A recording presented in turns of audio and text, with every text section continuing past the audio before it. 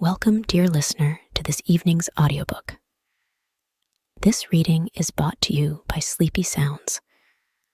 Tonight, we will be listening to a collection of Indian fairy tales compiled and edited by Joseph Jacobs. So as the gentle sound of the soft rain starts to fall, let us begin our enchanting journey together. The Lion and the Crane. The Bodhisattva was at one time born in the region of Himavanta as a white crane. Now, Brahmadatta was at that time reigning in Benares.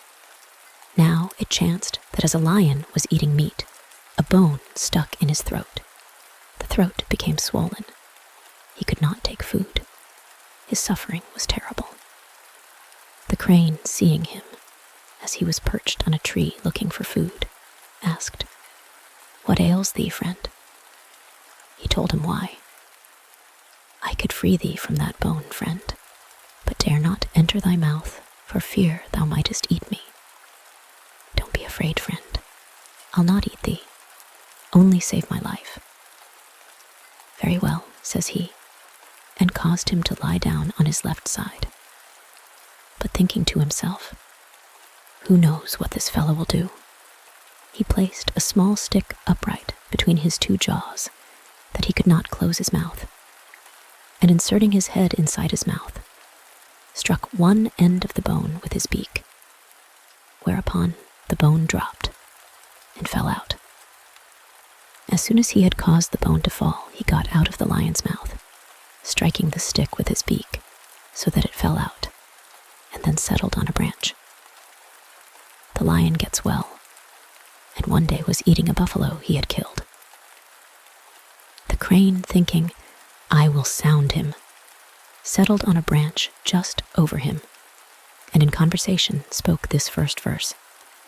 "A service have we done thee, to the best of our ability, King of the beasts. Your Majesty, what return shall we get from thee?" In reply, the lion spoke the second verse. "As I feed on blood, and always hunt for prey, 'tis much that thou art still alive, having once been between my teeth." Then, in reply, the crane said the two other verses. "Ungrateful, doing no good, not doing as he would be done by. In him there is no gratitude. To serve him is useless. His friendship is not won by the clearest good deed. Better softly withdraw from him, neither envying nor abusing." And having thus spoken, the crane flew away. And when the great teacher, Gautama the Buddha, told this tale, he used to add, "Now, at that time, the lion was Devadatta the traitor, but the white crane was I myself." The end. How the Raja's son won the Princess LABAM. In a country, there was a Raja who had an only son who every day went out to hunt. One day, the Rani, his mother, said to him, "You can hunt wherever you like on these 3 sides, but you must never go to the 4th side." This, she said, because she knew if he went on the 4th side, he would hear of the beautiful Princess LABAM, and that then he would leave his father and mother and seek for the princess. The young prince listened to his mother and obeyed her for some time. But one day, when he was hunting on the 3 sides where he was allowed to go, he remembered what she had said to him about the 4th side, and he determined to go and see why she had forbidden him to hunt on that side. When he got there, he found himself in a jungle, and nothing in the jungle but a quantity of parrots who lived in it. The young Raja shot at some of them, and at once they all flew away up to the sky. All, that is, but one, and this was their Raja, who was called Hiraman Parrot. When Hiraman Parrot found himself left alone, he called out to the other parrots, "Don't fly away and leave me alone when the Raja's son shoots. If you desert me like this, I will tell the Princess LABAM." Then the parrots all flew back to their Raja, chattering. The prince was greatly surprised and said, These birds can talk." Then he said to the parrots, "Who is the Princess LABAM? Where does she live?" But the parrots would not tell him where she lived. "You can never get to the Princess LABAM's country." That is all they would say. The prince grew very sad when they would not tell him anything more, and he threw his gun away and went home. When he got home, he would not speak or eat, but lay on his bed for 4 or 5 days and seemed very ill. At last, he told his father and mother that he wanted to go and see the Princess LABAM. "I must go," he said. "I must see what she is like. Tell me where her country is." "We do not know where it is," answered his father and mother. "Then I must go and look for it," said the prince. "No, no," they said. "You must not leave us. You are our only son. Stay with us. You will never find the Princess LABAM." "I must try and find her," said the prince. "Perhaps God will show me the way. If I live and I find her, I will come back to you. But perhaps I shall die, and then I shall never see you again. Still, I must go." So they had to let him go, though they cried very much at parting with him. His father gave him fine clothes to wear and a fine horse, and he took his gun and his bow and arrows and a great many other weapons. "For," he said, "I may want them." His father, too, gave him plenty of rupees. Then he himself got his horse all ready for the journey, and he said goodbye to his father and mother. And his mother took her handkerchief and wrapped some sweetmeats in it and gave it to her son. "My child," she said to him, "when you are hungry, eat some of these sweetmeats." He then set out on his journey and rode on till he came to a jungle in which were a tank and shady trees. He bathed himself and his horse in the tank and then sat down under a tree. "Now," he said to himself, "I will eat some of the sweetmeats my mother gave me, and I will drink some water, and then I will continue my journey." He opened his handkerchief and took out a sweetmeat. He found an ant in it. He took out another. There was an ant in that one, too. So he laid the 2 sweetmeats on the ground, and he took out another, and another, and another, until he had taken them all out. But in each, he found an ant. "Never mind," he said. "I won't eat the sweetmeats. The ants shall eat them." Then the Ant Raja came and stood before him and said, "You have been good to us. If ever you are in trouble, think of me, and we will come to you." The Raja's son thanked him, mounted his horse, and continued his journey. He rode on until he came to another jungle, and there he saw a tiger who had a thorn in his foot and was roaring loudly from the pain. "Why do you roar like that?" said the young Raja. "What is the matter with you?" "I have had a thorn in my foot for 12 years, answered the tiger, "and it hurts me so. That is why I roar." "Well," said the Raja's son, "I will take it out for you, but perhaps, as you are a tiger, when I have made you well, you will eat me." "Oh no," said the tiger, "I won't eat you. Do make me well." Then the prince took a little knife from his pocket and cut the thorn out of the tiger's foot. But when he cut, the tiger roared louder than ever, so loud that his wife heard him in the next jungle and came bounding along to see what was the matter. The tiger saw her coming and hid the prince in the jungle so that she should not see him. "What man hurt you that you roared so loud?" said the wife. "No one hurt me," answered the husband, "but a Raja's son came and took the thorn out of my foot." "Where is he? Show him to me," said his wife. "If you promise not to kill him, I will call him," said the tiger. "I won't kill him. Only let me see him," answered his wife. Then the tiger called the Raja's son, and when he came, the tiger and his wife made him a great many salams. Then they gave him a good dinner, and he stayed with them for 3 days. Every day he looked at the tiger's foot, and the 3rd day it was quite healed.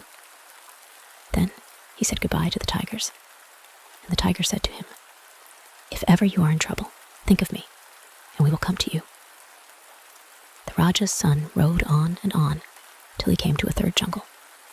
Here he found 4 fakirs whose teacher and master had died, and had left 4 things: a bed, which carried whoever sat on it whithersoever he wished to go; a bag that gave its owner whatever he wanted: jewels, food, or clothes; a stone bowl that gave its owner as much water as he wanted, no matter how far he might be from a tank; and a stick and rope, to which its owner had only to say, if anyone came to make war on him, "Stick, beat as many men and soldiers as are here," and the stick would beat them, and the rope would tie them up. The 4 fakirs were quarreling over these 4 things. One said, "I want this." Another said, "You cannot have it, for I want it," and so on. The Raja's son said to them, "Do not quarrel for these things. I will shoot 4 arrows in 4 different directions. Whichever of you gets to my first arrow shall have the first thing, the bed. Whosoever gets to the second arrow shall have the second thing, the bag. He who gets to the 3rd arrow shall have the 3rd thing, the bowl. And he who gets to the 4th arrow shall have the last things, the stick and rope." To this they agreed, and the prince shot off his first arrow. Away raced the fakirs to get it. When they brought it back to him, he shot off the second, and when they had found and brought it to him, he shot off his 3rd, and when they had brought him the 3rd, he shot off the 4th.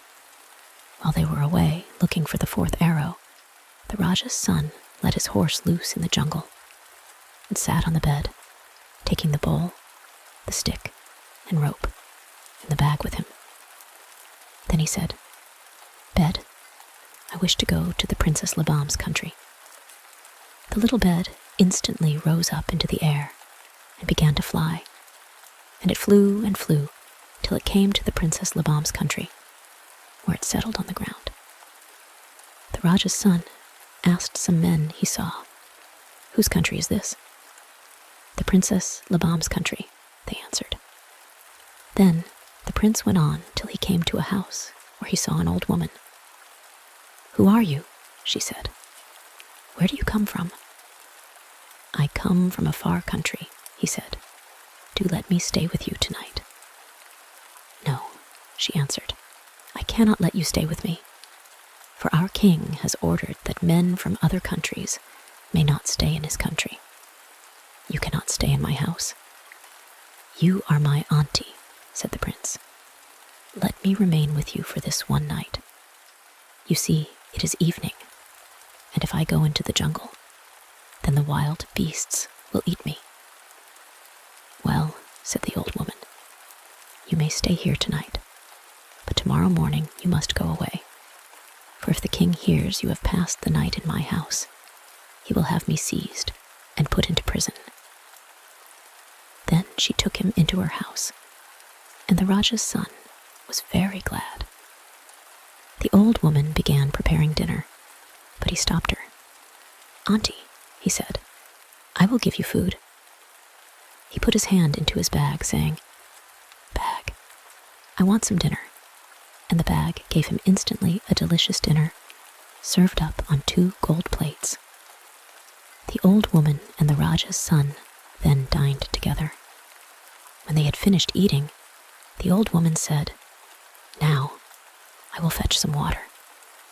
"Don't go," said the prince. "You shall have plenty of water directly." So he took his bowl and said to it, "Bowl, I want some water." And then it filled with water. When it was full, the prince cried out, "Stop, bowl," and the bowl stopped filling. "See, Auntie," he said, "with this bowl, I can always get as much water as I want." By this time, night had come. "Auntie," said the Raja's son, "why don't you light a lamp?" "There is no need," she said. "Our king has forbidden the people in his country to light any lamps. For as soon as it is dark, his daughter, the Princess LABAM, comes and sits on her roof, and she shines so that she lights up all the country and our houses, and we can see to do our work as if it were day." When it was quite black night, the princess got up. She dressed herself in her rich clothes and jewels, and rolled up her hair, and across her head she put a band of diamonds and pearls. Then she shone like the moon, and her beauty made night day. She came out of her room and sat on the roof of her palace. In the daytime, she never came out of her house. She only came out at night. All the people in her father's country then went about their work and finished it. The Raja's son watched the princess quietly and was very happy. He said to himself, "How lovely she is." At midnight, when everybody had gone to bed, the princess came down from her roof and went to her room. And when she was in bed and asleep, the Raja's son got up softly and sat on his bed. "Bed," he said to it, "I want to go to the Princess LABAM's bedroom." So the little bed carried him to the room where she lay fast asleep. The young Raja took his bag and said, "I want a great deal of betel leaf," and it at once gave him quantities of betel leaf. This he laid near the princess's bed, and then his little bed carried him back to the old woman's house. Next morning, all the princess's servants found the betel leaf and began to eat it. "Where did you get all that betel leaf?" asked the princess. "We found it near your bed," answered the servants. Nobody knew the prince had come in the night and put it all there. In the morning, the old woman came to the Raja's son. "Now it is morning," she said, "and you must go. For if the king finds out all I have done for you, he will seize me." "I am ill today, dear auntie," said the prince. "Do let me stay till tomorrow morning." "Good," said the old woman. So he stayed, and they took their dinner out of the bag, and the bowl gave them water. When night came, the princess got up and sat on her roof, and at 12 o'clock, when everyone was in bed, she went to her bedroom and was soon fast asleep. Then the Raja's son sat on his bed, and it carried him to the princess. He took his bag and said, "Bag, I want a most lovely shawl." It gave him a splendid shawl, and he spread it over the princess as she lay asleep. Then he went back to the old woman's house and slept till morning. In the morning, when the princess saw the shawl, she was delighted. "See, mother," she said, "Kuda must have given me this shawl. It is so beautiful." Her mother was very glad too. "Yes, my child," she said, "Kuda must have given you this splendid shawl." When it was morning, the old woman said to the Raja's son, "Now you must really go." "Auntie," he answered, "I am not well enough yet. Let me stay a few days longer. I will remain hidden in your house so that no one may see me." So the old woman let him stay. When it was black night, the princess put on her lovely clothes and jewels and sat on her roof. At midnight, she went to her room and went to sleep. Then the Raja's son sat on his bed and flew to her bedroom. There he said to his bag, "Bag, I want a very, very beautiful ring." The bag gave him a glorious ring. Then he took the Princess LABAM's hand gently to put on the ring, and she started up very much frightened. "Who are you?" she said to the prince. Where do you come from? Why do you come to my room?" "Do not be afraid, princess," he said. "I am no thief. I am a great Raja's son. Hiraman Parrot, who lives in the jungle where I went to hunt, told me your name, and then I left my father and mother and came to see you." "Well," said the princess, "as you are the son of such a great Raja, I will not have you killed, and I will tell my father and mother that I wish to marry you." The prince then returned to the old woman's house, and when morning came, the princess said to her mother, "The son of a great Raja has come to this country, and I wish to marry him." Her mother told this to the king. "Good," said the king, "but if this Raja's son wishes to marry my daughter, he must first do whatever I bid him. If he fails, I will kill him. I will give him 80 pounds weight of mustard seed, and out of this he must crush the oil in one day. If he cannot do this, he shall die." In the morning, the Raja's son told the old woman that he intended to marry the princess. "Oh," said the old woman, "go away from this country, and do not think of marrying her. A great many Rajas and Rajas' sons have come here to marry her, and her father has had them all killed. He says whoever wishes to marry his daughter must first do whatever he bids him. If he can, then he shall marry the princess. If he cannot, the king will have him killed. But no one can do the things the king tells him to do. So all the Rajas and Rajas' sons who have tried have been put to death. You will be killed too, if you try. Do go away." But the prince would not listen to anything she said. The king sent for the prince to the old woman's house, and his servants brought the Raja's son to the king's courthouse to the king.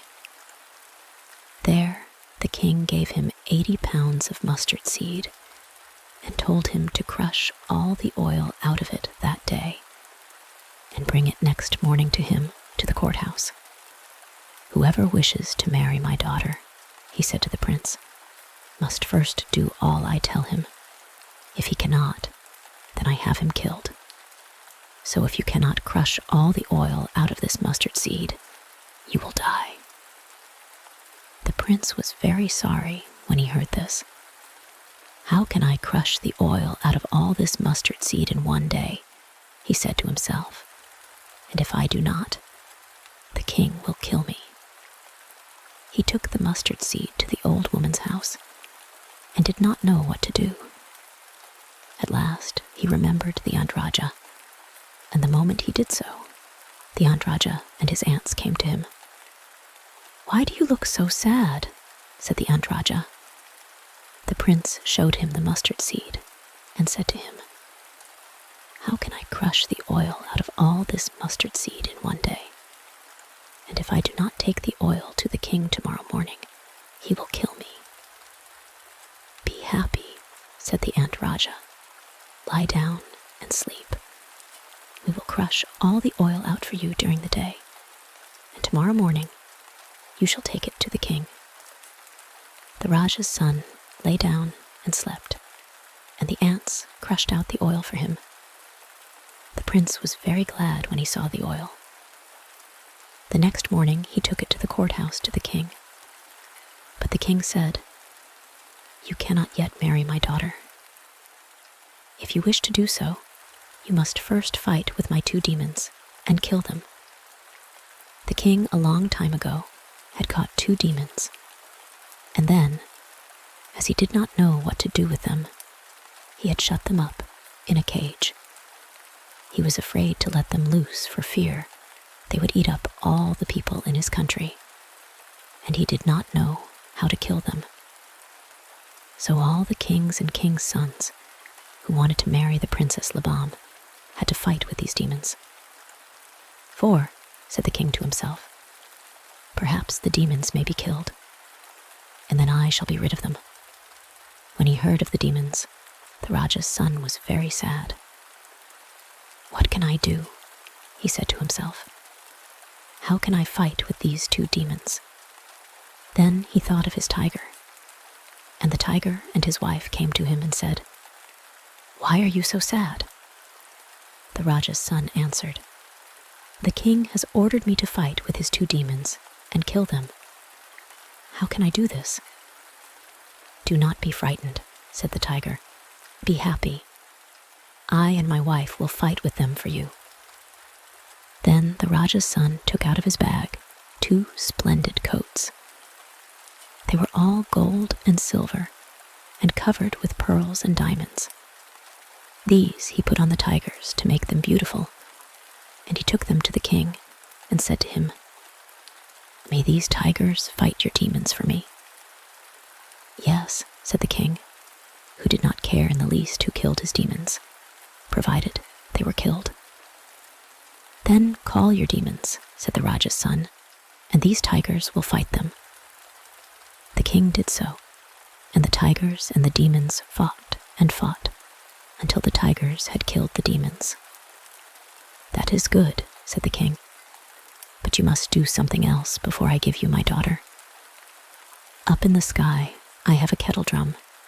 You must go and beat it. If you cannot do this, I will kill you. The Raja's son thought of his little bed, so he went to the old woman's house and sat on his bed. Little bed, he said, up in the sky is the king's kettle drum. I want to go to it. The bed flew up with him, and the Raja's son beat the drum, and the king heard him. Still, when he came down, the king would not give him his daughter. You have, he said to the prince, done the 3 things I told you to do, but you must do one thing more. If I can, I will, said the Raja's son. Then the king showed him the trunk of a tree that was lying near his courthouse. It was a very, very thick trunk. He gave the prince a wax hatchet and said, Tomorrow morning, you must cut this trunk in 2 with this wax hatchet. The Raja's son went back to the old woman's house. He was very sad and thought that now the Raja would certainly kill him. I had his oil crushed out by the ants, he said to himself. I had his demons killed by the tigers. My bed helped me to beat his kettle drum. But now what can I do? How can I cut that thick tree trunk in 2 with a wax hatchet? At night, he went on his bed to see the princess. Tomorrow, he said to her, your father will kill me. Why? Asked the princess. He has told me to cut a thick tree trunk in 2 with a wax hatchet. How can I ever do that? Said the Raja's son. Do not be afraid, said the princess. Do as I bid you, and you will cut it in 2 quite easily. Then she pulled out a hair from her head and gave it to the prince. Tomorrow, she said, when no one is near you, you must say to the tree trunk, the Princess LABAM commands you to let yourself be cut in 2 by this hair. Then stretch the hair down the edge of the wax hatchet's blade. The prince next day did exactly as the princess had told him. And the minute the hair that was stretched down the edge of the hatchet blade touched the tree trunk, it split into 2 pieces. The king said, Now you can marry my daughter. Then the wedding took place. All the rajas and kings of the countries round were asked to come to it, and there were great rejoicings. After a few days, the prince's son said to his wife, Let us go to my father's country. The Princess LABAM's father gave them a quantity of camels and horses and rupees and servants, and they traveled in great state to the prince's country, where they lived happily. The prince always kept his bag, bowl, bed, and stick. Only, as no one ever came to make war on him, he never needed to use the stick. The end. Punchkin. Once upon a time, there was a Raja who had 7 beautiful daughters. They were all good girls, but the youngest, named Balna, was more clever than the rest. The Raja's wife died when they were quite little children, so these 7 poor princesses were left with no mother to take care of them. The Raja's daughters took it by turns to cook their father's dinner every day, whilst he was absent deliberating with his ministers on the affairs of the nation. About this time, the Prudhan died, leaving a widow and 1 daughter. And every day, when the 7 princesses were preparing their father's dinner, the Prudhan's widow and daughter would come and beg for a little fire from the hearth. Then Balna used to say to her sisters, "Send that woman away. Send her away. Let her get the fire at her own house. What does she want with ours? If we allow her to come here, we shall suffer for it someday." But the other sisters would answer, "Be quiet, Balna. Why must you always be quarreling with this poor woman? Let her take some fire if she likes." Then the Prudhan's widow used to go to the hearth and take a few sticks from it.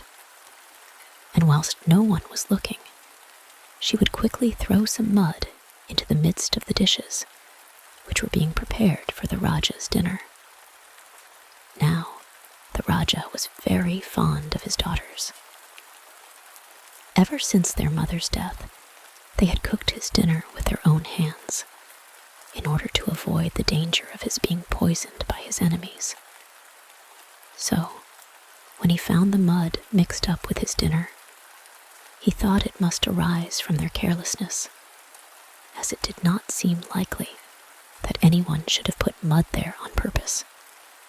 But being very kind, he did not like to reprove them for it, although this spoiling of the curry was repeated many successive days. At last, one day, he determined to hide and watch his daughters cooking and see how it all happened. So he went into the next room and watched them through a hole in the wall. There, he saw his 7 daughters carefully washing the rice and preparing the curry. And as each dish was completed, they put it by the fire, ready to be cooked. Next, he noticed the Prudhan's widow come to the door and beg for a few sticks from the fire to cook her dinner with.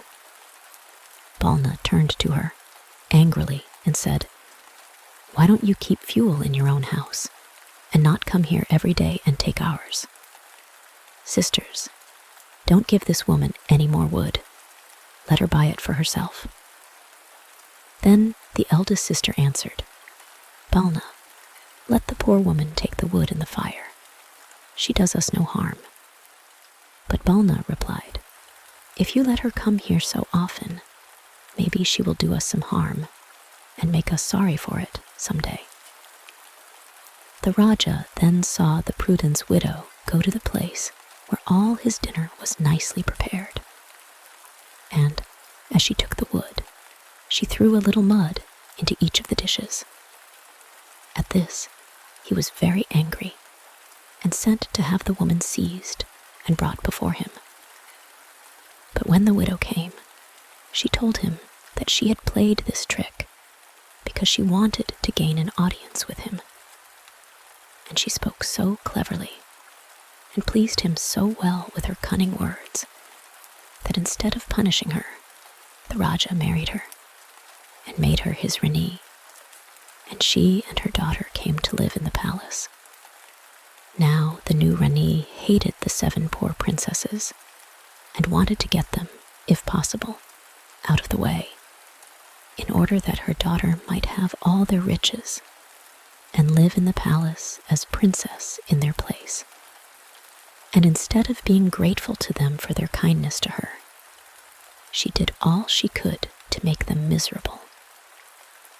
She gave them nothing but bread to eat, and very little of that, and very little water to drink. So these 7 poor little princesses, who had been accustomed to have everything comfortable about them, and good food and good clothes all their lives long, were very miserable and unhappy. And they used to go out every day and sit by their dead mother's tomb and cry and say, "Oh, mother, mother, cannot you see your poor children, how unhappy we are, and how we are starved by our cruel stepmother?" One day, whilst they were thus sobbing and crying, lo, and behold, a beautiful pomelo tree grew up out of the grave, covered with fresh, ripe pomeloes. And the children satisfied their hunger by eating some of the fruit. And every day after this, instead of trying to eat the bad dinner their stepmother provided for them, they used to go out to their mother's grave and eat the pomeloes which grew there on the beautiful tree. Then the Rani said to her daughter, "I cannot tell how it is. Every day those 7 girls say they don't want any dinner and won't eat any. And yet they never grow thin nor look ill. They look better than you do. I cannot tell how it is." And she bade her watch the 7 princesses and see if anyone gave them anything to eat.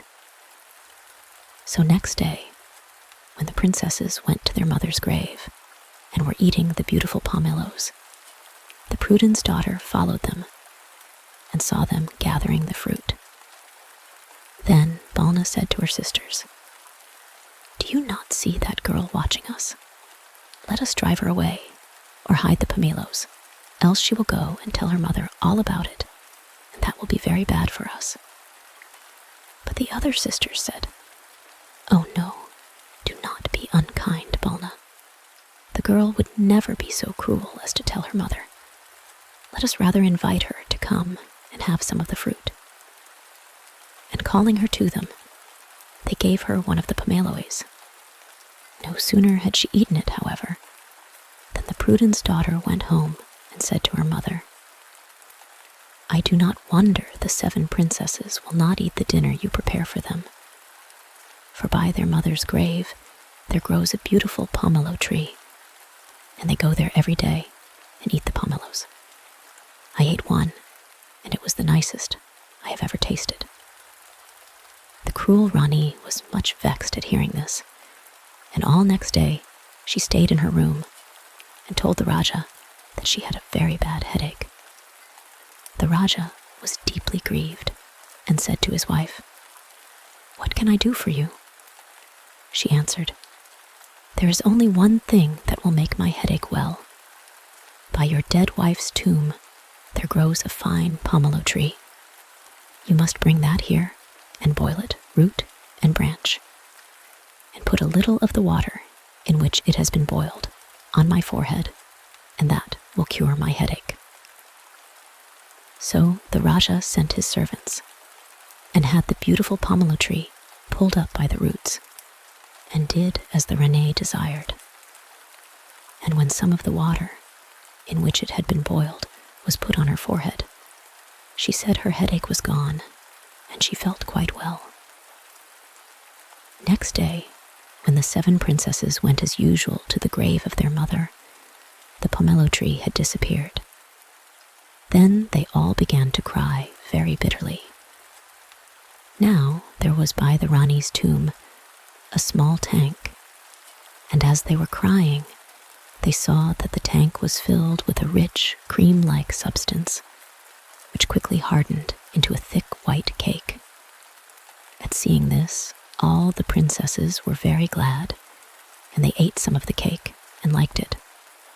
And next day, the same thing happened, and so it went on for many days. Every morning, the princesses went to their mother's grave and found the little tank filled with the nourishing cream-like cake. Then the cruel stepmother said to her daughter, "I cannot tell how it is. I have had the pomelo tree which used to grow by the Rani's grave destroyed, and yet the princesses grow no thinner, nor look more sad, though they never eat the dinner I give them. I cannot tell how it is." And her daughter said, I will watch." Next day, while the princesses were eating the cream cake, who should come by but their stepmother's daughter? Balna saw her first and said, "See, sisters, there comes that girl again. Let us sit round the edge of the tank and not allow her to see it. For if we give her some of our cake, she will go and tell her mother, and that will be very unfortunate for us." The other sisters, however, thought Balna unnecessarily suspicious, and instead of following her advice, they gave the Prudence daughter some of the cake, and she went home and told her mother all about it. The Ranee, on hearing how well the princesses fared, was exceedingly angry, and sent her servants to pull down the dead Ranee's tomb and fill the little tank with the ruins. And not content with this, she next day pretended to be very, very ill, in fact, at the point of death. And when the Raja was much grieved, and asked her whether it was in his power to procure her any remedy, she said to him, "Only one thing can save my life, but I know you will not do it." He replied, "Yes, whatever it is, I will do it." She then said, "To save my life, you must kill the 7 daughters of your first wife, and put some of their blood on my forehead and on the palms of my hands, and their death will be my life." At these words, the Raja was very sorrowful, but because he feared to break his word, he went out with a heavy heart to find his daughters. He found them crying by the ruins of their mother's grave. Then, feeling he could not kill them, the Raja spoke kindly to them and told them to come out into the jungle with him. And there he made a fire and cooked some rice and gave it to them. But in the afternoon, it being very hot, the 7 princesses all fell asleep, and when he saw they were fast asleep, the Raja, their father, stole away and left them, for he feared his wife, saying to himself, "It is better my poor daughters should die here than be killed by their stepmother." He then shot a deer, and returning home, put some of its blood on the forehead and hands of the Ranee. And she thought then that he had really killed the princesses, and said she felt quite well. Meantime, the 7 princesses awoke, and when they found themselves all alone in the thick jungle, they were much frightened, and began to call out as loud as they could, in hopes of making their father hear. But he was by that time far away, and would not have been able to hear them, even had their voices been as loud as thunder. It so happened that this very day, the 7 young sons of a neighboring Raja chanced to be hunting in that same jungle. And as they were returning home, after the day's sport was over, the youngest prince said to his brothers, "Stop, I think I hear someone crying and calling out. Do you not hear voices? Let us go in the direction of the sound and find out what it is." So the 7 princes rode through the wood until they came to the place where the 7 princesses sat crying and wringing their hands. At the sight of them, the young princes were very much astonished, and still more so on learning their story. And they settled that each should take one of these poor, forlorn ladies home with him and marry her. So the first and eldest prince took the eldest princess home with him and married her. And the second took the second, and the third took the third, and the fourth took the fourth, and the fifth took the fifth, and the sixth took the sixth, and the seventh, and the handsomest of all, took the beautiful Balna. And when they got to their own land, there was great rejoicing throughout the kingdom at the marriage of the 7 young princes to 7 such beautiful princesses. About a year after this, Balna had a little son, and his uncles and aunts were so fond of the boy that it was as if he had 7 fathers and 7 mothers. None of the other princes and princesses had any children, so the son of the 7th prince and Balna was acknowledged their heir by all the rest. They had thus lived very happily for some time, when one fine day the 7th prince, Balna's husband, said he would go out hunting, and away he went. And they waited long for him, but he never came back.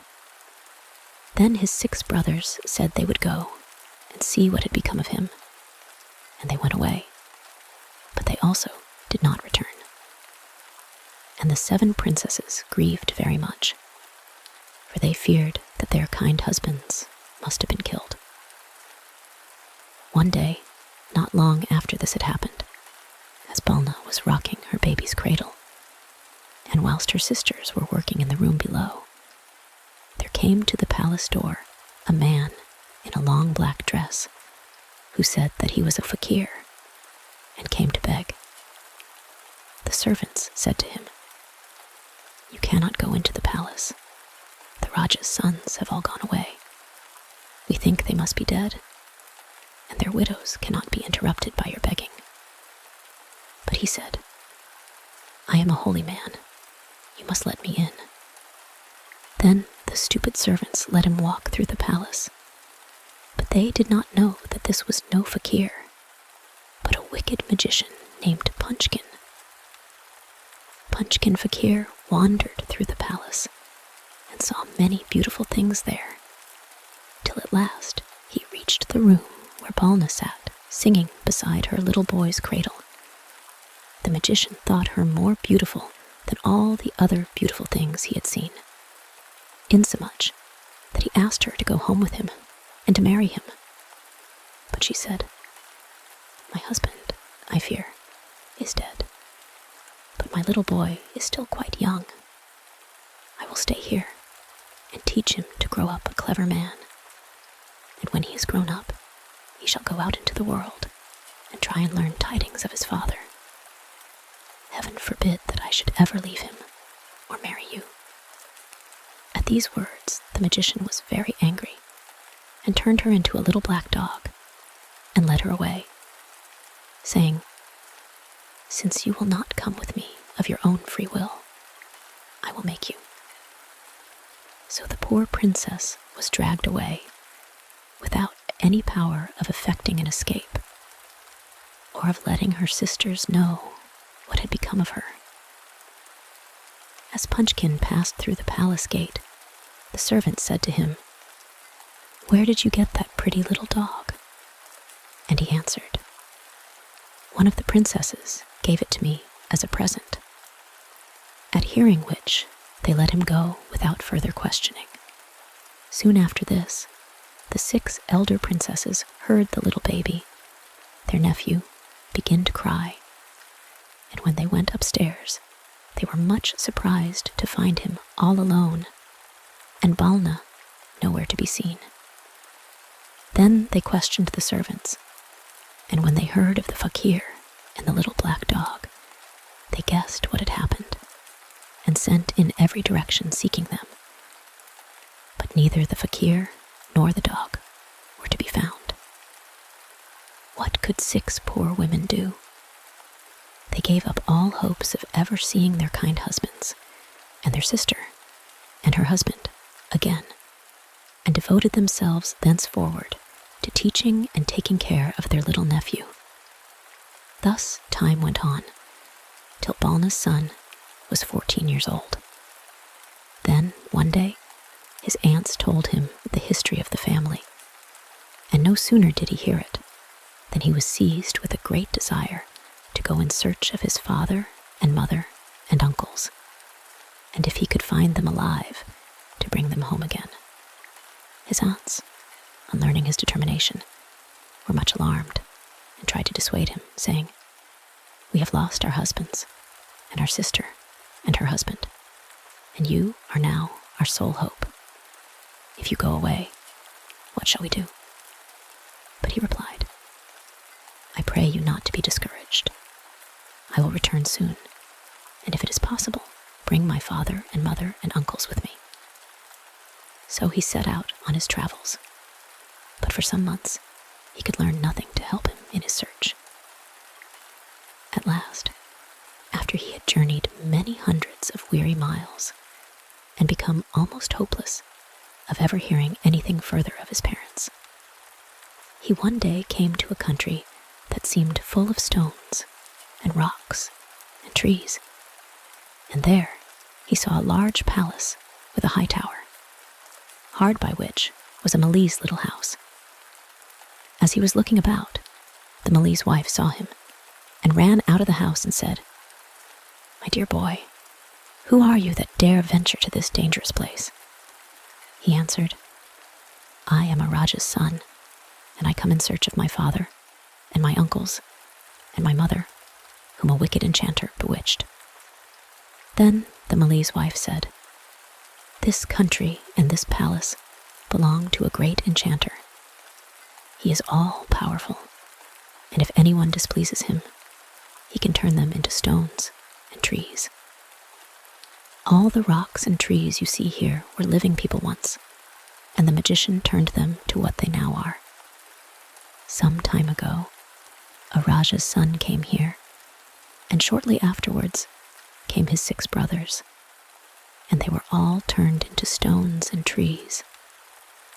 And these are not the only unfortunate ones, for up in that tower lives a beautiful princess, whom the magician has kept prisoner there for 12 years, because she hates him and will not marry him." Then the little prince thought, "These must be my parents and my uncles. I have found what I seek at last." So he told his story to the Malays wife and begged her to help him to remain in that place a while and inquire further concerning the unhappy people she mentioned. And she promised to befriend him and advised his disguising himself lest the magician should see him and turn him likewise into stone. To this the prince agreed. So the Mali's wife dressed him up in a saree and pretended that he was her daughter. One day, not long after this, as the magician was walking in his garden, he saw the little girl, as he thought, playing about, and asked her who she was. She told him she was the Mali's daughter, and the magician said, "You are a pretty little girl, and tomorrow you shall take a present of flowers from me to the beautiful lady who lives in the tower." The young prince was much delighted at hearing this, and went immediately to inform the Malays wife. After consultation, with whom he determined that it would be more safe for him to retain his disguise, and trust to the chance of a favorable opportunity for establishing some communication with his mother, if it were indeed she. Now it happened that at Balna's marriage, her husband had given her a small gold ring on which her name was engraved, and she had put it on her little son's finger when he was a baby, and afterwards, when he was older, his aunts had had it enlarged for him, so that he was still able to wear it. The Malays wife advised him to fasten the well-known treasure to one of the bouquets he presented to his mother, and trust to her recognizing it. This was not to be done without difficulty, as such a strict watch was kept over the poor princess, for fear of her ever establishing communication with her friends, that though the supposed Malays daughter was permitted to take her flowers every day, the magician, or one of his slaves, was always in the room at the time. At last, one day, however, opportunity favored him, and when no one was looking, the boy tied the ring to a nosegay and threw it at Balna's feet. It fell with a clang on the floor, and Balna, looking to see what made the strange sound, found the little ring tied to the flowers. On recognizing it, she at once believed the story her son told her of his long search, and begged him to advise her as to what she had better do, at the same time entreating him on no account to endanger his life by trying to rescue her. She told him that for 12 long years, the magician had kept her shut up in the tower because she refused to marry him, and she was so closely guarded that she saw no hope of release. Now, Balna's son was a bright, clever boy, so he said, "Do not fear, dear mother. The first thing to do is to discover how far the magician's power extends, in order that we may be able to liberate my father and uncles, whom he has imprisoned in the form of rocks and trees. You have spoken to him angrily for 12 long years. Now rather speak kindly. Tell him you have given up all hopes of again seeing the husband you have so long mourned, and say you are willing to marry him. Then endeavor to find out what his power consists in, and whether he is immortal or can be put to death." Balna determined to take her son's advice, and the next day sent for Punchkin and spoke to him as had been suggested. The magician, greatly delighted, begged her to allow the wedding to take place as soon as possible. But she told him that before she married him, he must allow her a little more time in which she might make his acquaintance, and that, after being enemies so long, their friendship could but strengthen by degrees. "And do tell me," she said, "are you quite immortal? Can death never touch you? And are you too great an enchanter ever to feel human suffering?" "Why do you ask?" said he. "Because," she replied, "if I am to be your wife, I would fain know all about you, in order, if any calamity threatens you, to overcome, or if possible to avert it. It is true," he added, "that I am not as others. Far, far away, hundreds of thousands of miles from this, there lies a desolate country covered with thick jungle. In the midst of the jungle grows a circle of palm trees, and in the center of the circle stand 6 chattees full of water, piled one above another. Below the 6th chattee is a small cage which contains a little green parrot. On the life of the parrot depends my life, and if the parrot is killed, I must die. It is, however," he added, "impossible that the parrot should sustain any injury, both on account of the inaccessibility of the country, and because, by my appointment, many thousand genii surround the palm trees and kill all who approach the place." Balna told her son what Punchkin had said, but at the same time implored him to give up all idea of getting the parrot. The prince, however, replied, "Mother, unless I can get hold of that parrot, you and my father and uncles cannot be liberated. Be not afraid, I will shortly return. Do you, meantime, keep the magician in good humor, still putting off your marriage with him on various pretexts. And before he finds out the cause of delay, I will be here." So saying, he went away. Many, many weary miles did he travel, till at last he came to a thick jungle, and, being very tired, sat down under a tree and fell asleep. He was awakened by a soft, rustling sound, and looking about him, saw a large serpent which was making its way to an eagle's nest built in the tree under which he lay, and in the nest were 2 young eagles. The prince, seeing the danger of the young birds, drew his sword and killed the serpent. At the same moment, a rushing sound was heard in the air, and the 2 old eagles, who had been out hunting for food for their young ones, returned.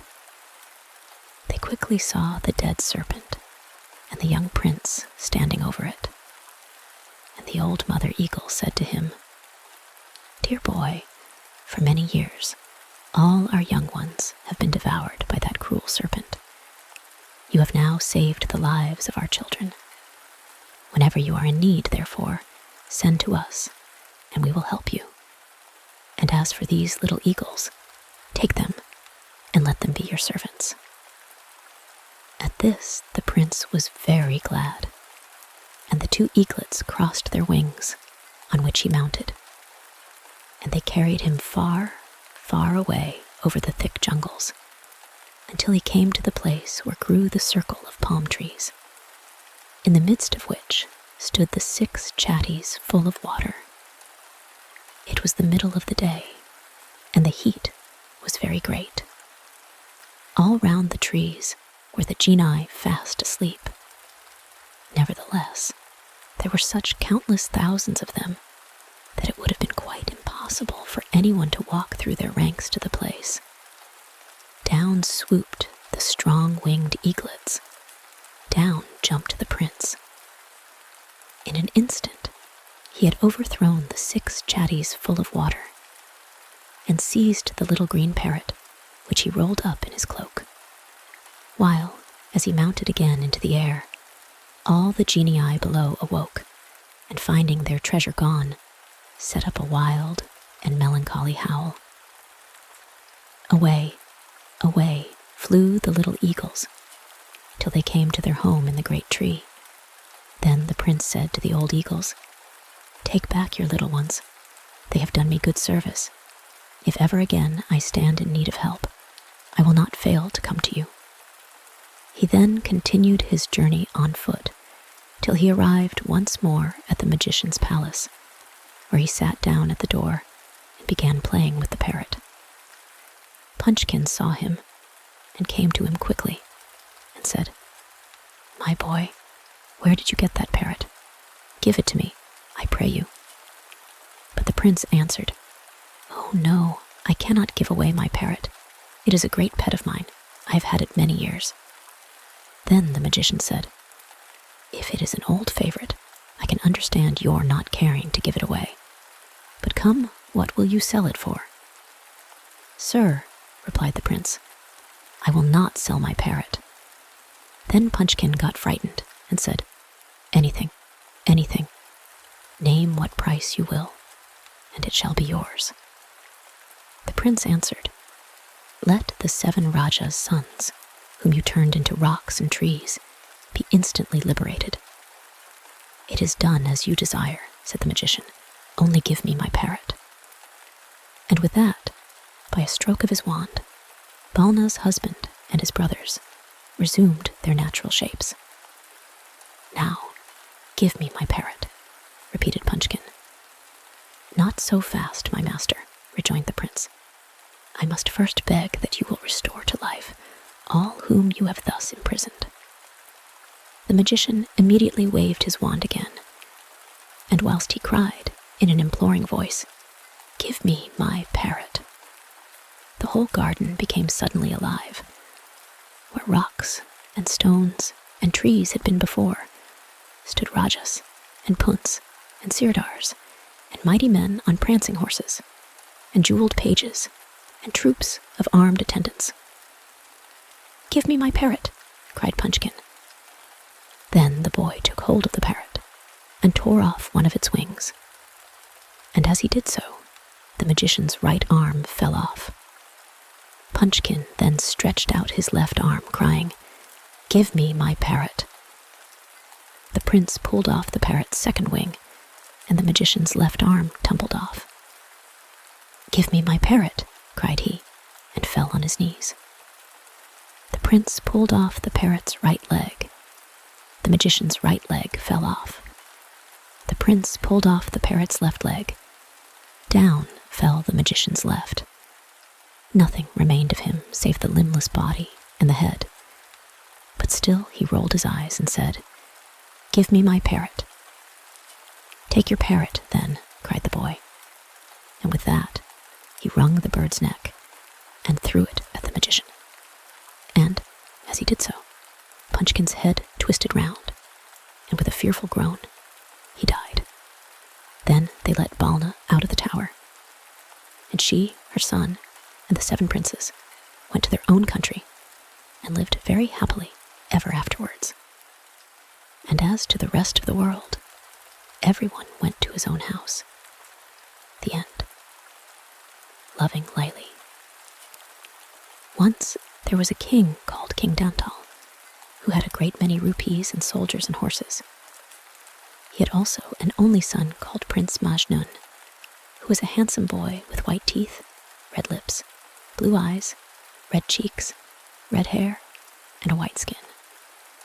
This boy was very fond of playing with the wazir's son, Hussein Mahamat, in King Dantal's garden, which was very large and full of delicious fruits and flowers and trees. They used to take their little knives there and cut the fruits and eat them. King Dantal had a teacher for them to teach them to read and write. One day, when they were grown 2 fine young men, Prince Majnun said to his father, "Hussein Mahamat and I should like to go and hunt." His father said they might go, so they got ready their horses and all else they wanted for their hunting, and went to the Falana country, hunting all the way. But they only found jackals and birds. The Raja of the Falana country was called Munsuk Raja, and he had a daughter named LAILI, who was very beautiful.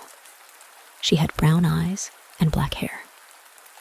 One night, sometime before Prince Majnun came to her father's kingdom, as she slept, Khuda sent to her an angel in the form of a man who told her that she should marry Prince Majnun and no one else, and that this was Khuda's command to her. When LAILI woke, she told her father of the angel's visit to her as she slept, but her father paid no attention to her story.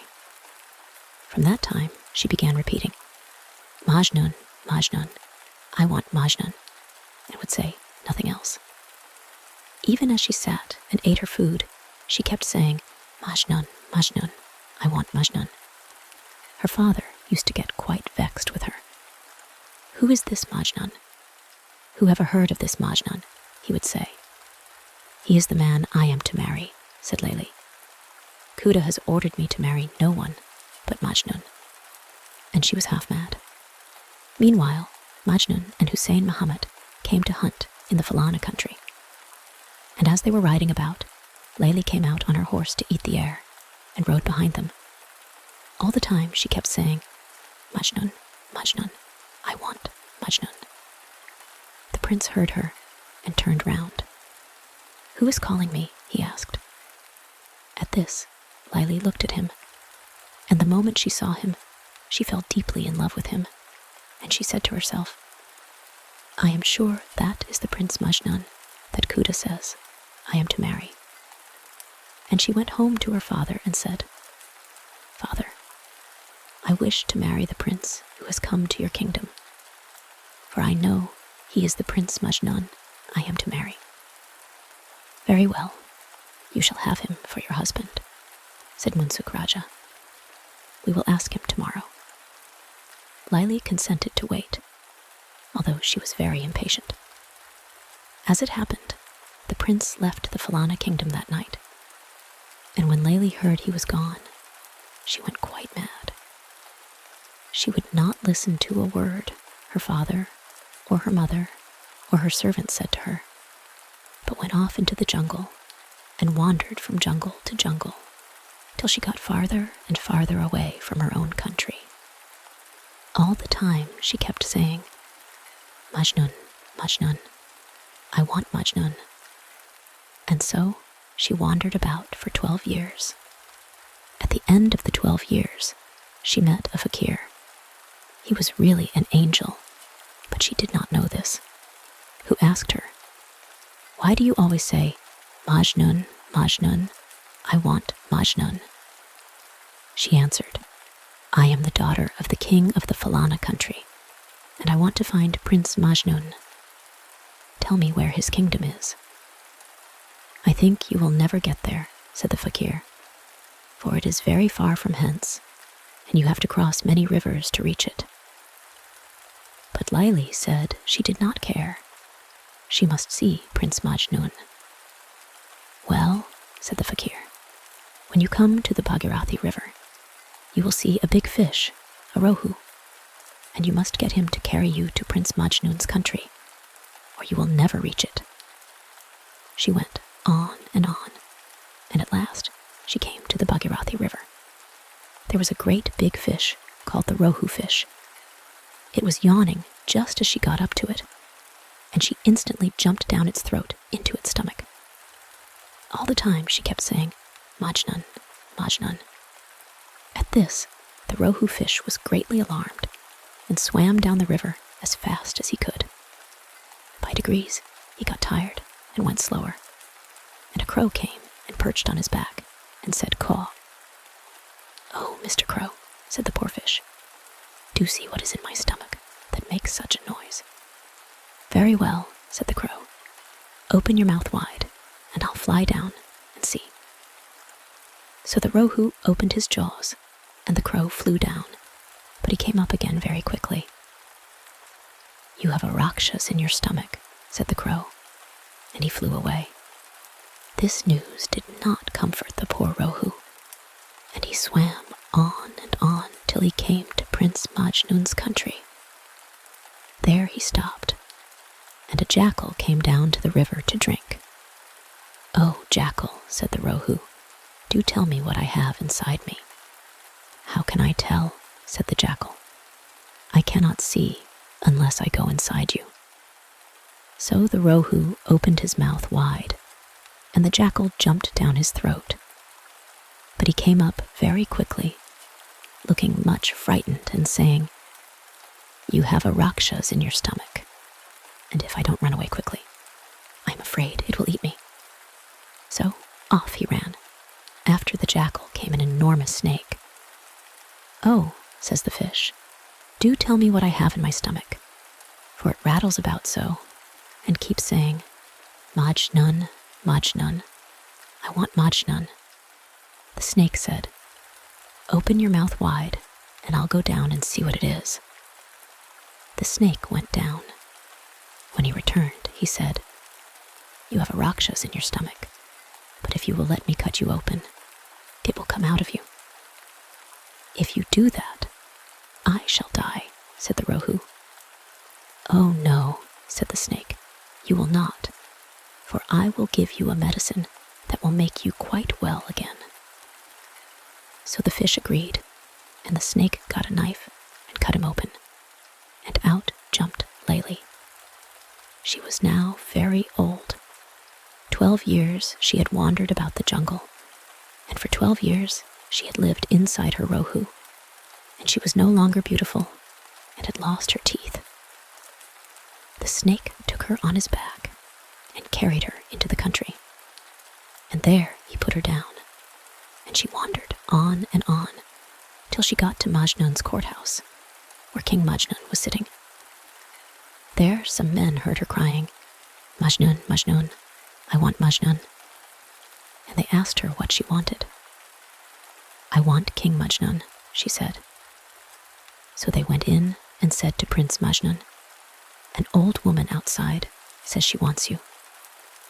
"I cannot leave this place," said he. "Send her in here." They brought her in, and the prince asked her what she wanted. "I want to marry you," she answered. 24 years ago, you came to my father, the Falana Raja's country, and I wanted to marry you then, but you went away without marrying me. Then I went mad, and I've wandered about all these years looking for you." Prince Majnun said, "Very good. Pray to Kuda," said LAILI, "to make us both young again, and then we shall be married." So the prince prayed to Kuda, and Kuda said to him, "Touch LAILI's clothes, and they will catch fire, and when they are on fire, she and you will become young again." When he touched LAILI's clothes, they caught fire, and she and he became young again. And there were great feasts, and they were married, and traveled to the Falana country to see her father and mother. Now, LAILI's father and mother had wept so much for their daughter that they had become quite blind, and her father kept always repeating, "LAILI, LAILI, LAILI." When LAILI saw their blindness, she prayed to Kuda to restore their sight to them, which he did. As soon as the father and mother saw LAILI, they hugged her and kissed her, and then they had the wedding all over again amid great rejoicings. Prince Majnun and LAILI stayed with Munsuk Raja and his wife for 3 years, and then they returned to King Dantal and lived happily for some time with him. They used to go out hunting, and they often went from country to country to eat the air and amuse themselves. One day, Prince Majnun said to LAILI, "Let us go through this jungle." "No, no," said LAILI. "If we go through this jungle, some harm will happen to me." But Prince Majnun laughed and went into the jungle. And as they were going through it, Kuda thought, "I should like to know how much Prince Majnun loves his wife. Would he be very sorry if she died? And would he marry another wife? I will see." So he sent one of his angels in the form of a fakir into the jungle, and the angel went up to LAILI and threw some powder in her face, and instantly she fell to the ground, a heap of ashes. Prince Majnun was in great sorrow and grief when he saw his dear LAILI turned into a little heap of ashes, and he went straight home to his father, and for a long, long time he would not be comforted. After a great many years, he grew more cheerful and happy, and began to go again into his father's beautiful garden with Hussein Muhammad. King Dantal wished his son to marry again. "I will only have LAILI for my wife. I will not marry any other woman," said Prince Majnun. "How can you marry LAILI? LAILI is dead. She will never come back to you," said the father. "Then I'll not have any wife at all," said Prince Majnun. Meanwhile, LAILI was living in the jungle, where her husband had left her a little heap of ashes. As soon as Majnun had gone, the fakir had taken her ashes and made them quite clean. And then he had mixed clay and water with the ashes and made the figure of a woman with them. And so LAILI regained her human form, and Kuda sent life into it. But LAILI had become once more a hideous old woman with a long, long nose and teeth like tusks. Just such an old woman, excepting her teeth, as she had been when she came out of the rohu fish. And she lived in the jungle, and neither ate nor drank, and she kept on saying, "Majnun, Majnun, I want Majnun." At last, the angel who had come as a fakir and thrown the powder at her said to Kuda, "Of what use is it that this woman should sit in the jungle crying, crying forever? Majnun, Majnun. I want Majnun, and eating and drinking nothing. Let me take her to Prince Majnun." "Well," said Kuda, "you may do so, but tell her that she must not speak to Majnun if he is afraid of her when he sees her, and that if he is afraid when he sees her, she will become a little white dog the next day. Then she must go to the palace, and she will only regain her human shape when Prince Majnun loves her, feeds her with his own food, and lets her sleep in his bed." So the angel came to LAILI again as a fakir and carried her to King Dantal's garden. "Now," he said, "it is Kuda's command that you stay here till Prince Majnun comes to walk in the garden, and then you may show yourself to him. But you must not speak to him if he is afraid of you. And should he be afraid of you, you will the next day become a little white dog." He then told her what she must do as a little dog to regain her human form. LAILI stayed in the garden, hidden in the tall grass, till Prince Majnun and Hussein Mahamat came to walk in the garden. King Dantal was now a very old man, and Hussein Mahamat, though he was really only as old as Prince Majnun, looked a great deal older than the prince, who had been made quite young again when he married LAILI. As Prince Majnun and the wazir's son walked in the garden, they gathered the fruit as they had done as little children. Only they bit the fruit with their teeth. They did not cut it. While Majnun was busy eating a fruit in this way and was talking to Hussein Mahamat, he turned towards him and saw LAILI walking behind the wazir's son. "Oh, look, look," he said. "See what is following you. It is a Rakshas, or a demon, and I am sure it is going to eat us." LAILI looked at him beseechingly with all her eyes and trembled with age and eagerness. But this only frightened Majnun the more. "It is a Rakshas, he said, and he ran quickly to the palace with the wazir's son. And as they ran away, LAILI disappeared into the jungle. They ran to King Dantal, and Majnun told him there was a Rakshas, or a demon in the garden, that had come to eat them. "What nonsense," said his father. "Fancy 2 grown men being so frightened by an old ayah or a fakir. And if it had been a Rakshas, it would not have eaten you." Indeed, King Dantal did not believe Majnun had seen anything at all, till Hussein Mahamat said the prince was speaking the exact truth. They had the garden searched for the terrible old woman, but found nothing. And King Dantal told his son he was very silly to be so much frightened. However, Prince Majnun would not walk in the garden any more. The next day, LAILI turned into a pretty little dog, and in this shape she came into the palace, where Prince Majnun soon became very fond of her. She followed him everywhere, went with him when he was out hunting, and helped him to catch his game. And Prince Majnun fed her with milk or bread or anything else he was eating. And at night, the little dog slept in his bed.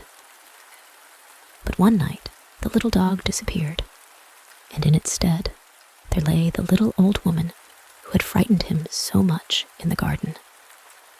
And now, Prince Majnun was quite sure she was a Rakshas, or a demon, or some such horrible thing come to eat him. And in his terror, he cried out, "What do you want? Oh, do not eat me. Do not eat me." Poor LAILI answered, "Don't you know me?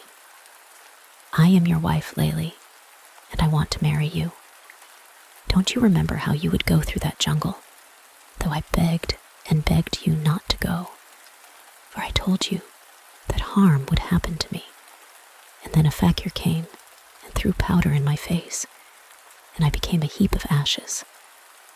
But Kuda gave me my life again and brought me here, after I had stayed a long, long while in the jungle crying for you. And now I am obliged to be a little dog. But if you will marry me, I shall not be a little dog any more." Majnun, however, said, "How can I marry an old woman like you? How can you be LAILI? I am sure you are a Rakshas, or a demon come to eat me." And he was in great terror. In the morning, the old woman had turned into the little dog, and the prince went to his father and told him all that had happened. "An old woman,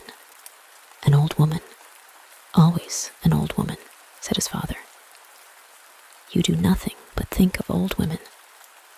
How can a strong man like you be so easily frightened?"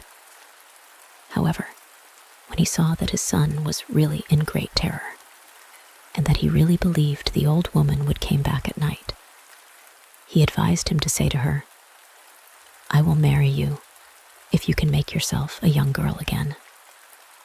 How can I marry such an old woman as you are?" That night, as he lay trembling in bed, the little old woman lay there in place of the dog, crying, "Majnun, Majnun, I want to marry you.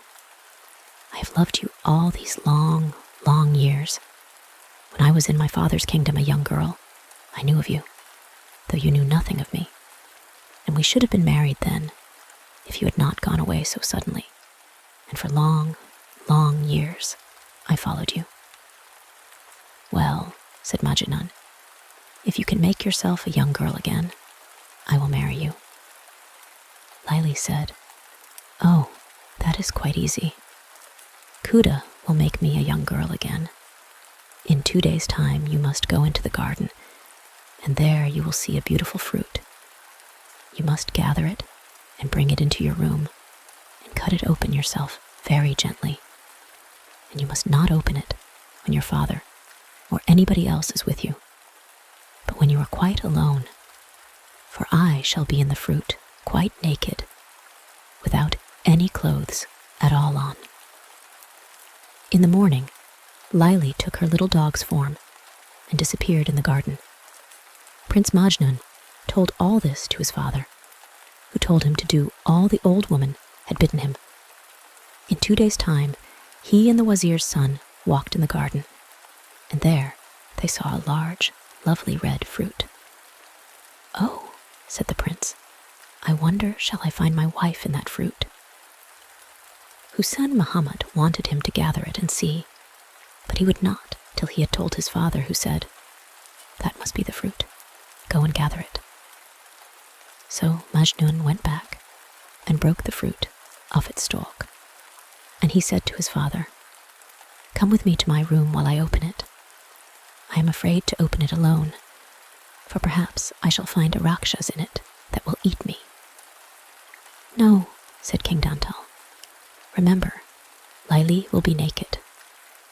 You must go alone, and do not be afraid if, after all, a Rakshas is in the fruit, for I will stay outside the door, and you have only to call me with a loud voice, and I will come to you, so the Rakshas will not be able to eat you. Then Majnun took the fruit and began to cut it open tremblingly, for he shook with fear. And when he had cut it, out stepped LAILI, young and far more beautiful than she had ever been. At the sight of her extreme beauty, Majnun fell backwards, fainting on the floor. LAILI took off his turban and wound it all round herself like a sari, for she had no clothes at all on. And then she called King Dantal and said to him sadly, Why has Majnun fallen down like this? Why will he not speak to me? He never used to be afraid of me, and he has seen me so many, many times. King Dantal answered, It is because you are so beautiful. You are far, far more beautiful than you ever were. But he will be very happy directly. Then the king got some water, and they bathed Majnun's face and gave him some to drink, and he sat up again. Then LAILI said, Why did you faint? Did you not see I am LAILI? Oh, said Prince Majnun, I see you are LAILI come back to me, but your eyes have grown so wonderfully beautiful that I fainted when I saw them. Then they were all very happy, and King Dantal had all the drums in the place beaten, and had all the musical instruments played on. And they made a grand wedding feast, and gave presents to the servants, and rice, and quantities of rupees to the fakirs. After some time had passed very happily, Prince Majnun and his wife went out to eat the air. They rode on the same horse, and had only a groom with them. They came to another kingdom, to a beautiful garden. We must go into that garden and see it, said Majnun. No, said LAILI. It belongs to a bad Raja, Chumanbasa, a very wicked man. But Majnun insisted on going in, and in spite of all LAILI could say, he got off the horse to look at the flowers. Now, as he was looking at the flowers, LAILI saw Chumanbasa coming towards them, and she read in his eyes that he meant to kill her husband and seize her. So she said to Majnun, Come, come, let us go. Do not go near that bad man. I see in his eyes, and I feel in my heart, that he will kill you to seize me." "What nonsense," said Majnun. "I believe he is a very good Raja. Anyhow, I am so near to him that I could not get away." "Well," said LAILI, "it is better that you should be killed than I, for if I were to be killed a second time, Kudo would not give me my life again. But I can bring you to life if you are killed." Now Chumanbasa had come quite near and seemed very pleasant, so thought Prince Majnun. But when he was speaking to Majnun, he drew his scimitar and cut off the prince's head at one blow. LAILI sat quite still on her horse, and as the Raja came towards her, she said, "Why did you kill my husband?" "Because I want to take you," he answered. "You cannot," said LAILI. "Yes, I can," said the Raja. "Take me then," said LAILI to Chumanbasa. So he came quite close and put out his hand to take hers to lift her off her horse. But she put her hand in her pocket and pulled out a tiny knife, only as long as her hand was broad, and this knife unfolded itself in one instant till it was such a length. And then LAILI made a great sweep with her arm and her long, long knife, and off came Chumanbasa's head at one touch. Then LAILI slipped down off her horse, and she went to Majnun's dead body, and she cut her little finger inside her hand, straight down from the top of her nail to her palm, and out of this gushed blood like healing medicine. Then she put Majnun's head on his shoulders and smeared her healing blood all over the wound, and Majnun woke up and said, "What a delightful sleep I have had. Why, I feel as if I had slept for years." Then he got up and saw the Raja's dead body by LAILI's horse. "What's that?" said Majnun. "That is the wicked Raja who killed you to seize me, just as I said he would." "Who killed him?" asked Majnun. "I did," answered LAILI, "and it was I who brought you to life." "Do bring the poor man to life, if you know how to do so," said Majnun. "No," said LAILI, "for he is a wicked man, and will try to do you harm." But Majnun asked her for such a long time, and so earnestly to bring the wicked Raja to life, that at least she said, "Jump up on the horse then, and go far away with the groom."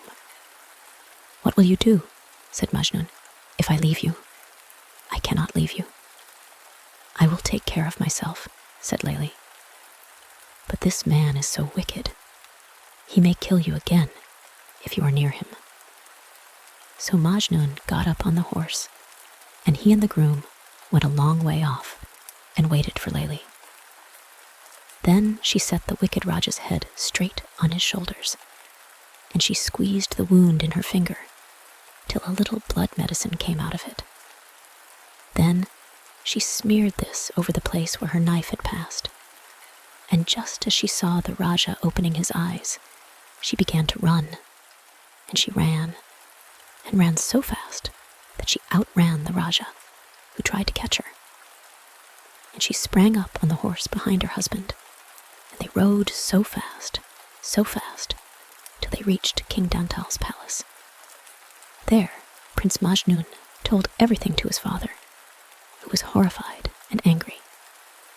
"How lucky for you that you have such a wife," he said. "Why did you not do what she told you? But for her, you would be now dead." Then he made a great feast out of gratitude for his son's safety, and gave many, many rupees to the fakirs. And he made so much of LAILI. He loved her dearly.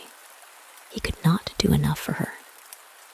Then he built a splendid palace for her and his son, with a great deal of ground about it, and lovely gardens, and gave them great wealth, and heaps of servants to wait on them.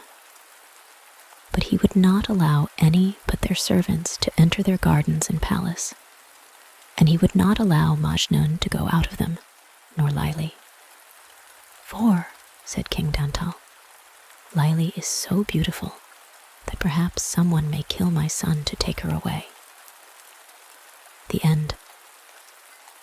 The Magic Fiddle. Once upon a time, there lived 7 brothers and a sister. The brothers were married, but their wives did not do the cooking for the family. It was done by their sister, who stopped at home to cook.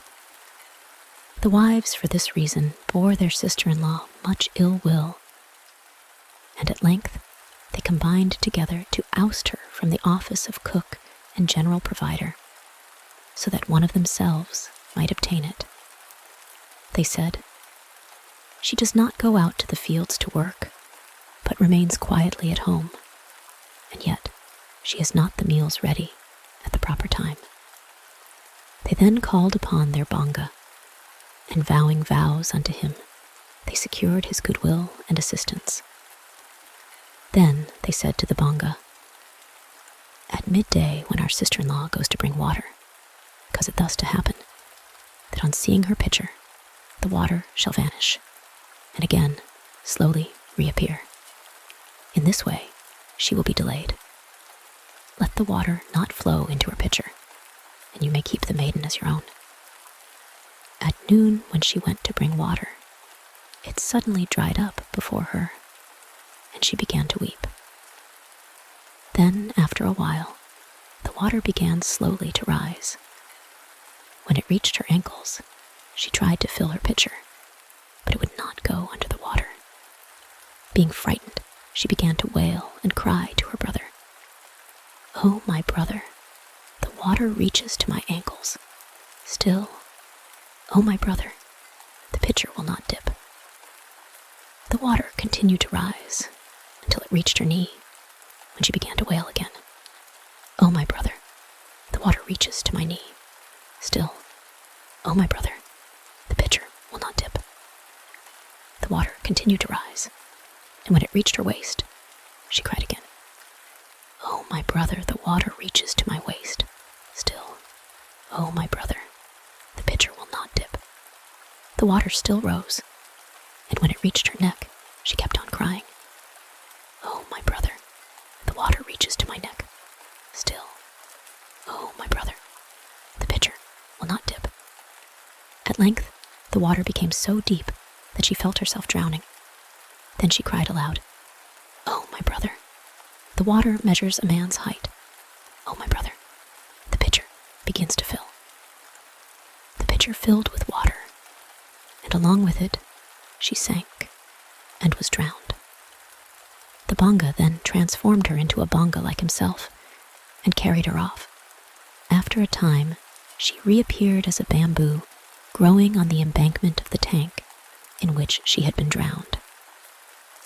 When the bamboo had grown to an immense size, a jogi, who was in the habit of passing that way, seeing it, said to himself, "This will make a splendid fiddle."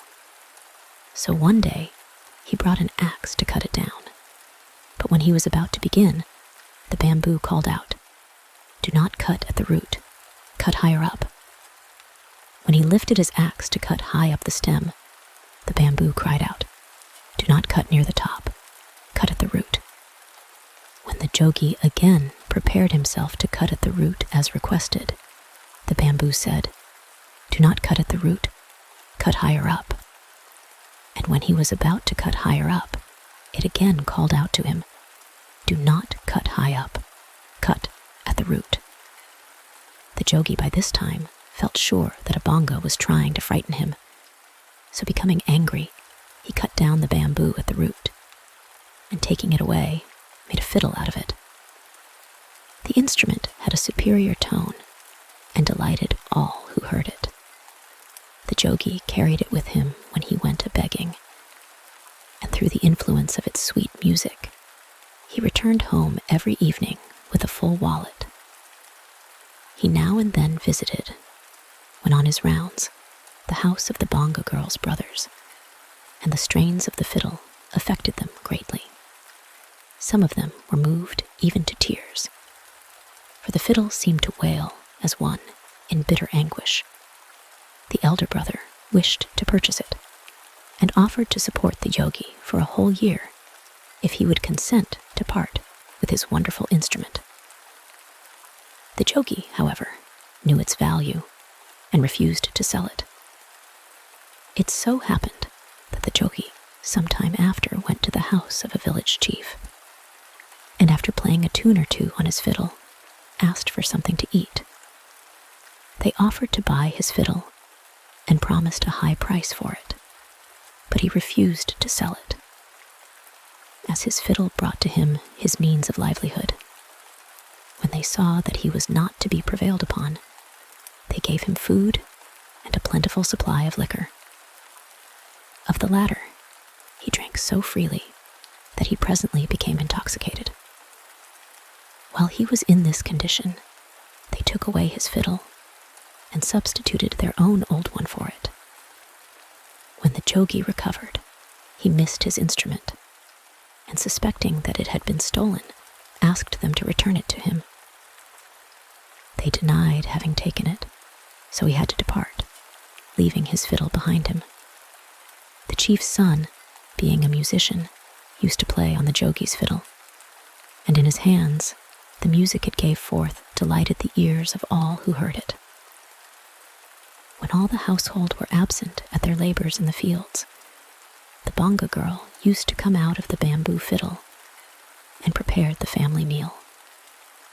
Having eaten her own share, she placed that of the chief's son under his bed, and covering it up to keep off the dust, re-entered the fiddle. This happening every day, the other members of the household thought that some girlfriend of theirs was in this manner showing her interest in the young man, so they did not trouble themselves to find out how it came about.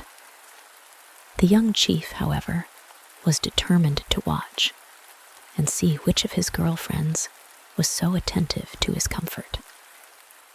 He said in his own mind, "I will catch her today and give her a sound beating. She is causing me to be ashamed before the others." So saying, he hid himself in a corner in a pile of firewood. In a short time, the girl came out of the bamboo fiddle and began to dress her hair. Having completed her toilet, she cooked the meal of rice as usual, and having eaten some herself, she placed the young man's portion under his bed, as before, and was about to enter the fiddle again, when he, running out from his hiding place, caught her in his arms. The bonga girl exclaimed, "Fie, you may be a dom, or you may be a hottie of some other caste with whom I cannot marry." He said, "No, but from today, you and I are one." So they began lovingly to hold converse with each other. When the others returned home in the evening, they saw that she was both a human being and a bonga, and they rejoiced exceedingly.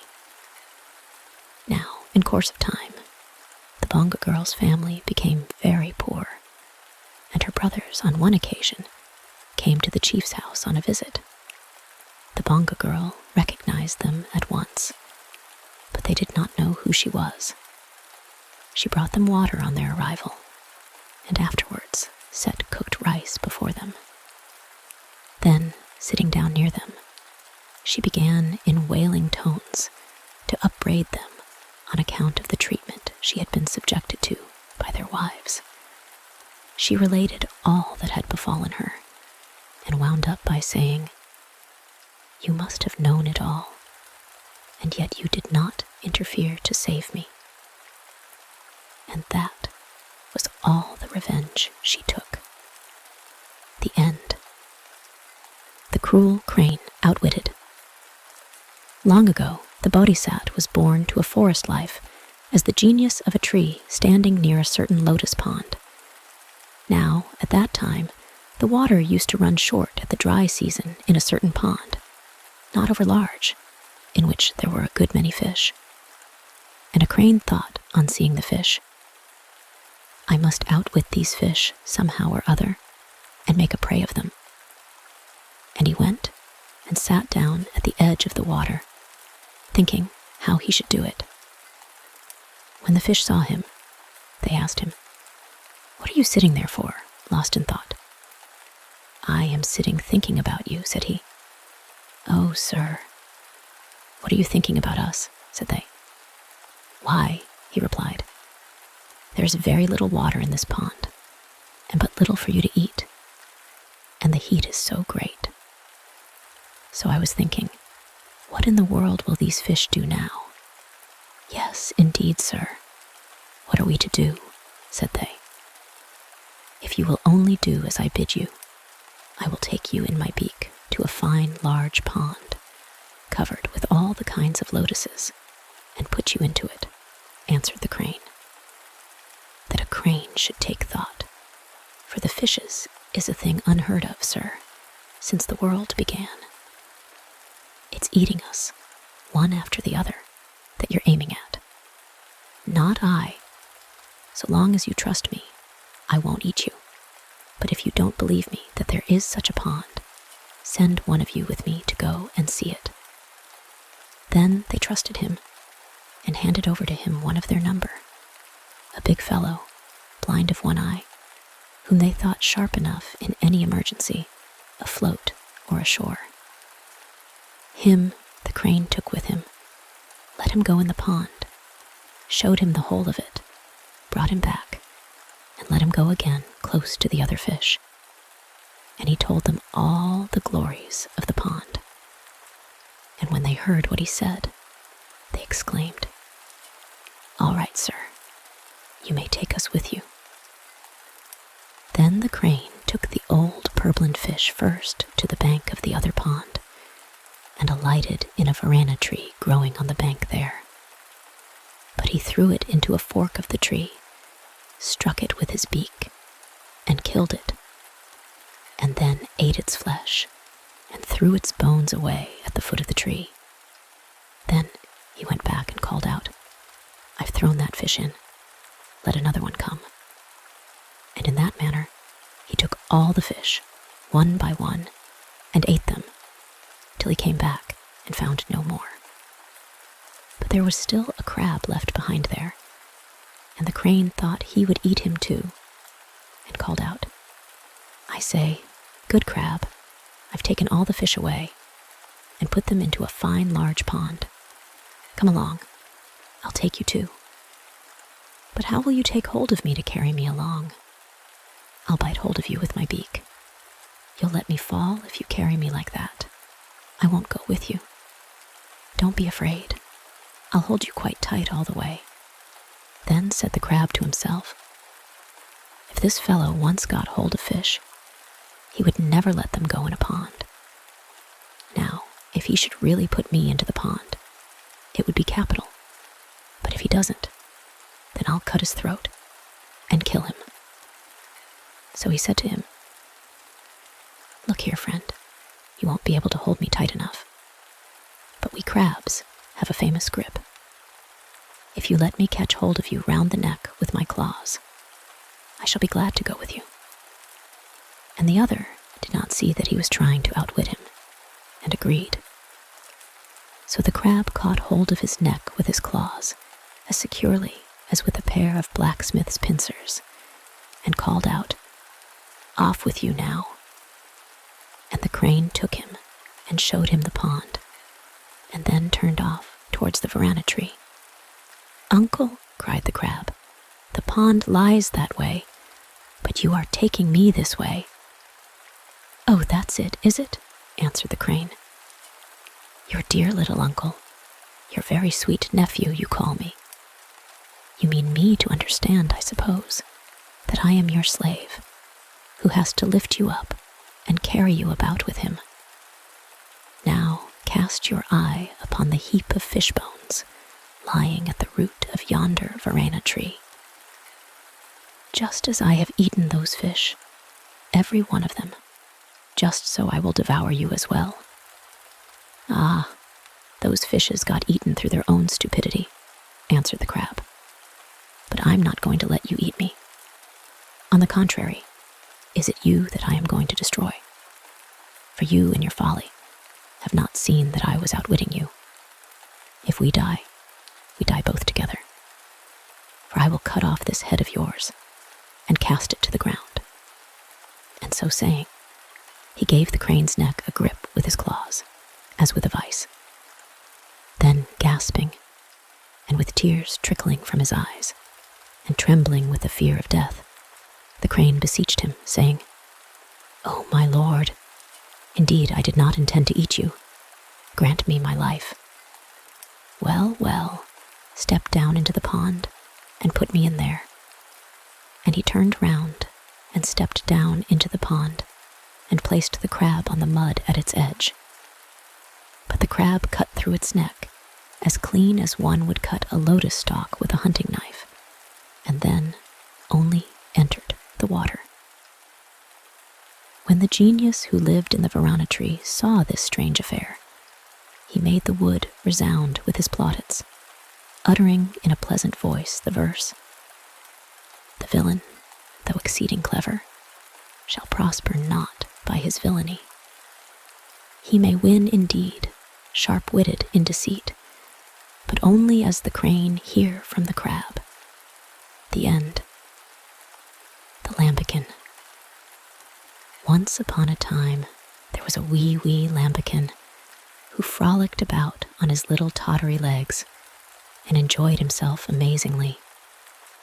Now, one day, he set off to visit his granny and was jumping with joy to think of all the good things he should get from her, when who should he meet but a jackal, who looked at the tender young morsel and said, "Lambikin, Lambikin, I'll eat you." But Lambikin only gave a little frisk and said, "To Granny's house I go, where I shall fatter grow. Then you can eat me so." The jackal thought this reasonable, and let Lambikin pass. By and by he met a vulture, and the vulture, looking hungrily at the tender morsel before him, said, "Lambikin, Lambikin, I'll eat you." But Lambikin only gave a little frisk and said, "To Granny's house I go, where I shall fatter grow. Then you can eat me so." The vulture thought this reasonable, and let Lambikin pass. And by he met a tiger, and then a wolf, and a dog, and an eagle. And all these, when they saw the tender little morsel, said, "Lambikin, Lambikin, I'll eat you." But to all of them, Lambikin replied, with a little frisk, "To Granny's house I go, where I shall fatter grow. Then you can eat me so." At last, he reached his granny's house and said, all in a great hurry, "Granny, dear, I've promised to get very fat. So, as people ought to keep their promises, please put me into the corn bin at once." So his granny said he was a good boy, and put him into the corn bin, and there the greedy little lambikin stayed for 7 days, and ate, and ate, and ate, until he could scarcely waddle, and his granny said he was fat enough for anything, and must go home. But cunning little lambikin said that would never do, for some animal would be sure to eat him on the way back. He was so plump and tender. "I'll tell you what you must do," said Master Lambikin. "You must make a little drumikin out of the skin of my little brother who died, and then I can sit inside and trundle along nicely, for I'm as tight as a drum myself." So his granny made a nice little drumikin out of his brother's skin with the wool inside, and Lambikin curled himself up snug and warm in the middle and trundled away gaily. Soon he met with the eagle, who called out, "Drumikin, Drumikin, have you seen Lambikin?" And Mr. Lambikin, curled up in his soft, warm nest, replied, "Fallen into the fire, and so will you, on little Drumikin. Tumpa, tumtu." "How very annoying," sighed the eagle, thinking regretfully of the tender morsel he had let slip. Meanwhile, Lambikin trundled along, laughing to himself and singing, "Tumpa, tumtu, tumpa, tumtu." Every animal and bird he met asked him the same question. Drumikin, Drumikin, have you seen LAMBIKIN? And to each of them, the little slyboots replied, Fallen into the fire, and so will you, on little Drumikin. Tum-pa, tum-too, tum-pa, tum-too, tum-pa, tum-too. Then they all sighed to think of the tender little morsel they had let slip. At last the jackal came limping along, for all his sorry looks as sharp as a needle, and he too called out, Drumikin, Drumikin, have you seen LAMBIKIN? And LAMBIKIN, curled up in his snug little nest, replied gaily, Fallen into the fire, and so will you, on little Drumikin Tumpa. But he never got any further, for the jackal recognized his voice at once and said, Hello? You've turned yourself inside out, have you? Just you come out of that. Whereupon he tore open Drumikin and gobbled up LAMBIKIN. The end. A lac of rupees for a bit of advice. A poor blind Brahman and his wife were dependent on their son for their subsistence. Every day the young fellow used to go out and get what he could by begging. This continued for some time, till at last he became quite tired of such a wretched life, and determined to go and try his luck in another country. He informed his wife of his intention, and ordered her to manage somehow or other for the old people during the few months that he would be absent. He begged her to be industrious, lest his parents should be angry and curse him. One morning he started with some food in a bundle, and walked on day after day, till he reached the chief city of the neighboring country.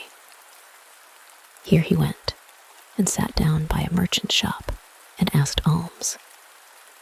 The merchant inquired whence he had come, why he had come, and what was his caste, to which he replied that he was a Brahman, and was wandering hither and thither, begging a livelihood for himself and wife and parents. Moved with pity for the man, the merchant advised him to visit the kind and generous king of that country, and offered to accompany him to the court. Now, at that time, it happened that the king was seeking for a Brahmin to look after a golden temple which he had just had built. His Majesty was very glad, therefore, when he saw the Brahmin and heard that he was good and honest. He at once deputed him to the charge of this temple, and ordered 50 karwars of rice and 100 rupees to be paid to him every year as wages. 2 months after this, the Brahmin's wife, not having heard any news of her husband, left the house and went in quest of him.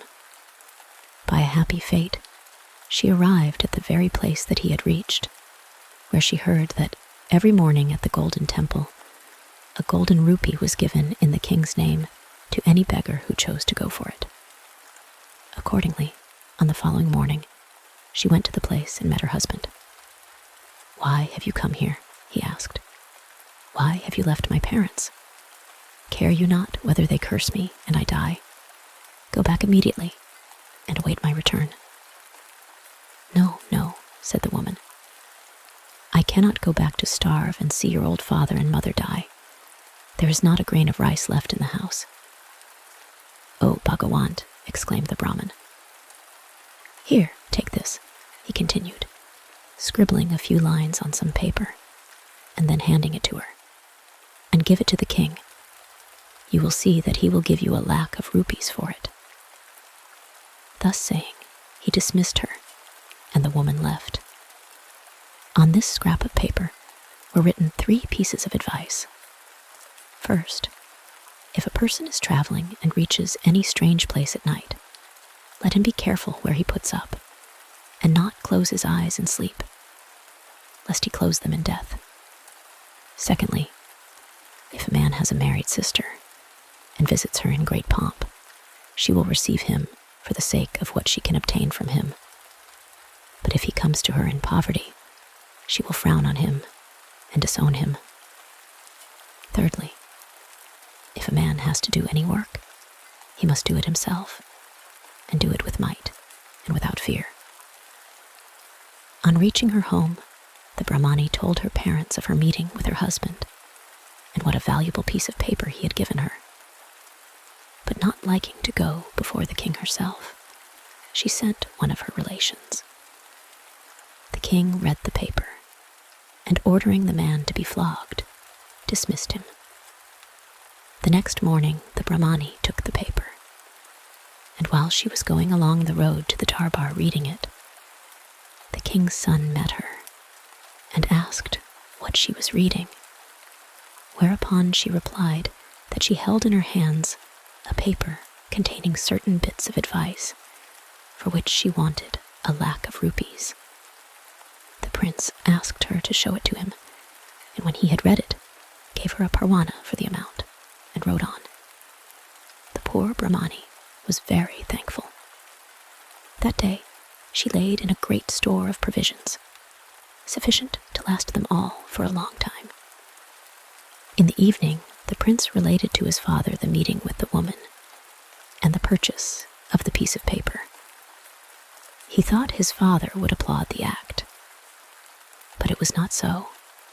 The king was more angry than before and banished his son from the country. So the prince bade adieu to his mother and relations and friends and rode off on his horse, whither he did not know. At nightfall, he arrived at some place where a man met him and invited him to lodge at his house. The prince accepted the invitation and was treated like a prince. Matting was spread for him to squat on, and the best provisions set before him. Ah, thought he, as he lay down to rest. Here is a case for the first piece of advice that the Brahmani gave me. I will not sleep tonight. It was well that he thus resolved, for in the middle of the night the man rose up, and taking a sword in his hand, rushed to the prince with the intention of killing him. But he rose up and spoke. "Do not slay me," he said. "What profit would you get from my death? If you killed me, you would be sorry afterwards, like that man who killed his dog." "What man? What dog?" he asked. "I will tell you," said the prince, "if you will give me that sword." So he gave him the sword, and the prince began his story. Once upon a time, there lived a wealthy merchant who had a pet dog. He was suddenly reduced to poverty and had to part with his dog. He got a loan of 5,000 rupees from a brother merchant, leaving the dog as a pledge, and with the money began business again.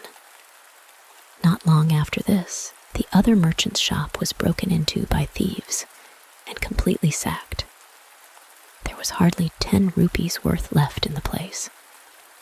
The faithful dog, however, knew what was going on and went and followed the thieves and saw where they deposited the things and then returned. In the morning, there was great weeping and lamentation in the merchant's house when it was known what had happened. The merchant himself nearly went mad. Meanwhile, the dog kept on running to the door and pulling at his master's shirt and pajamas as though wishing him to go outside. At last, a friend suggested that, perhaps, the dog knew something of the whereabouts of the things and advised the merchant to follow its leadings. The merchant consented and went after the dog right up to the very place where the thieves had hidden the goods. Here the animal scraped and barked and showed in various ways that the things were underneath. So the merchant and his friends dug about the place and soon came upon all the stolen property. Nothing was missing. There was everything just as the thieves had taken them. The merchant was very glad. On returning to his house, he at once sent the dog back to its old master with a letter rolled under the collar, wherein he had written about the sagacity of the beast and begged his friend to forget the loan and to accept another 5,000 rupees as a present. When this merchant saw his dog coming back again, he thought, "Alas, my friend is wanting the money. How can I pay him? I have not had sufficient time to recover myself from my recent losses. I will slay the dog ere he reaches the threshold, and say that another must have slain it. Thus there will be an end of my debt. No dog, no loan." Accordingly, he ran out and killed the poor dog. When the letter fell out of its collar, the merchant picked it up and read it. How great was his grief and disappointment when he knew the facts of the case. "Beware," continued the prince, "lest you do that which afterwards you would give your life not to have done." By the time the prince had concluded this story, it was nearly morning, and he went away, after rewarding the man. The prince then visited the country belonging to his brother-in-law. He disguised himself as a jogi, and sitting down by a tree near the palace, pretended to be absorbed in worship. News of the man and of his wonderful piety reached the ears of the king. He felt interested in him, as his wife was very ill, and he had sought for hakims to cure her, but in vain. He thought that perhaps this holy man could do something for her. So he sent to him. But the jogi refused to tread the halls of a king, saying that his dwelling was the open air, and that if his majesty wished to see him, he must come himself and bring his wife to the place. Then the king took his wife and brought her to the jogi. The holy man bade her prostrate herself before him, and when she had remained in this position for about 3 hours, he told her to rise and go, for she was cured. In the evening, there was great consternation in the palace, because the queen had lost her pearl rosary, and nobody knew anything about it. At length, someone went to the jogi and found it on the ground by the place where the queen had prostrated herself. When the king heard this, he was very angry and ordered the jogi to be executed. This stern order, however, was not carried out, as the prince bribed the men and escaped from the country. But he knew that the second bit of advice was true. Clad in his own clothes, the prince was walking along one day when he saw a potter crying and laughing alternately with his wife and children. "Oh, fool," said he, "what is the matter? If you laugh, why do you weep? If you weep, why do you laugh?" "Do not bother me," said the potter. "What does it matter to you?" "Pardon me," said the prince, "but I should like to know the reason." "The reason is this, then," said the potter.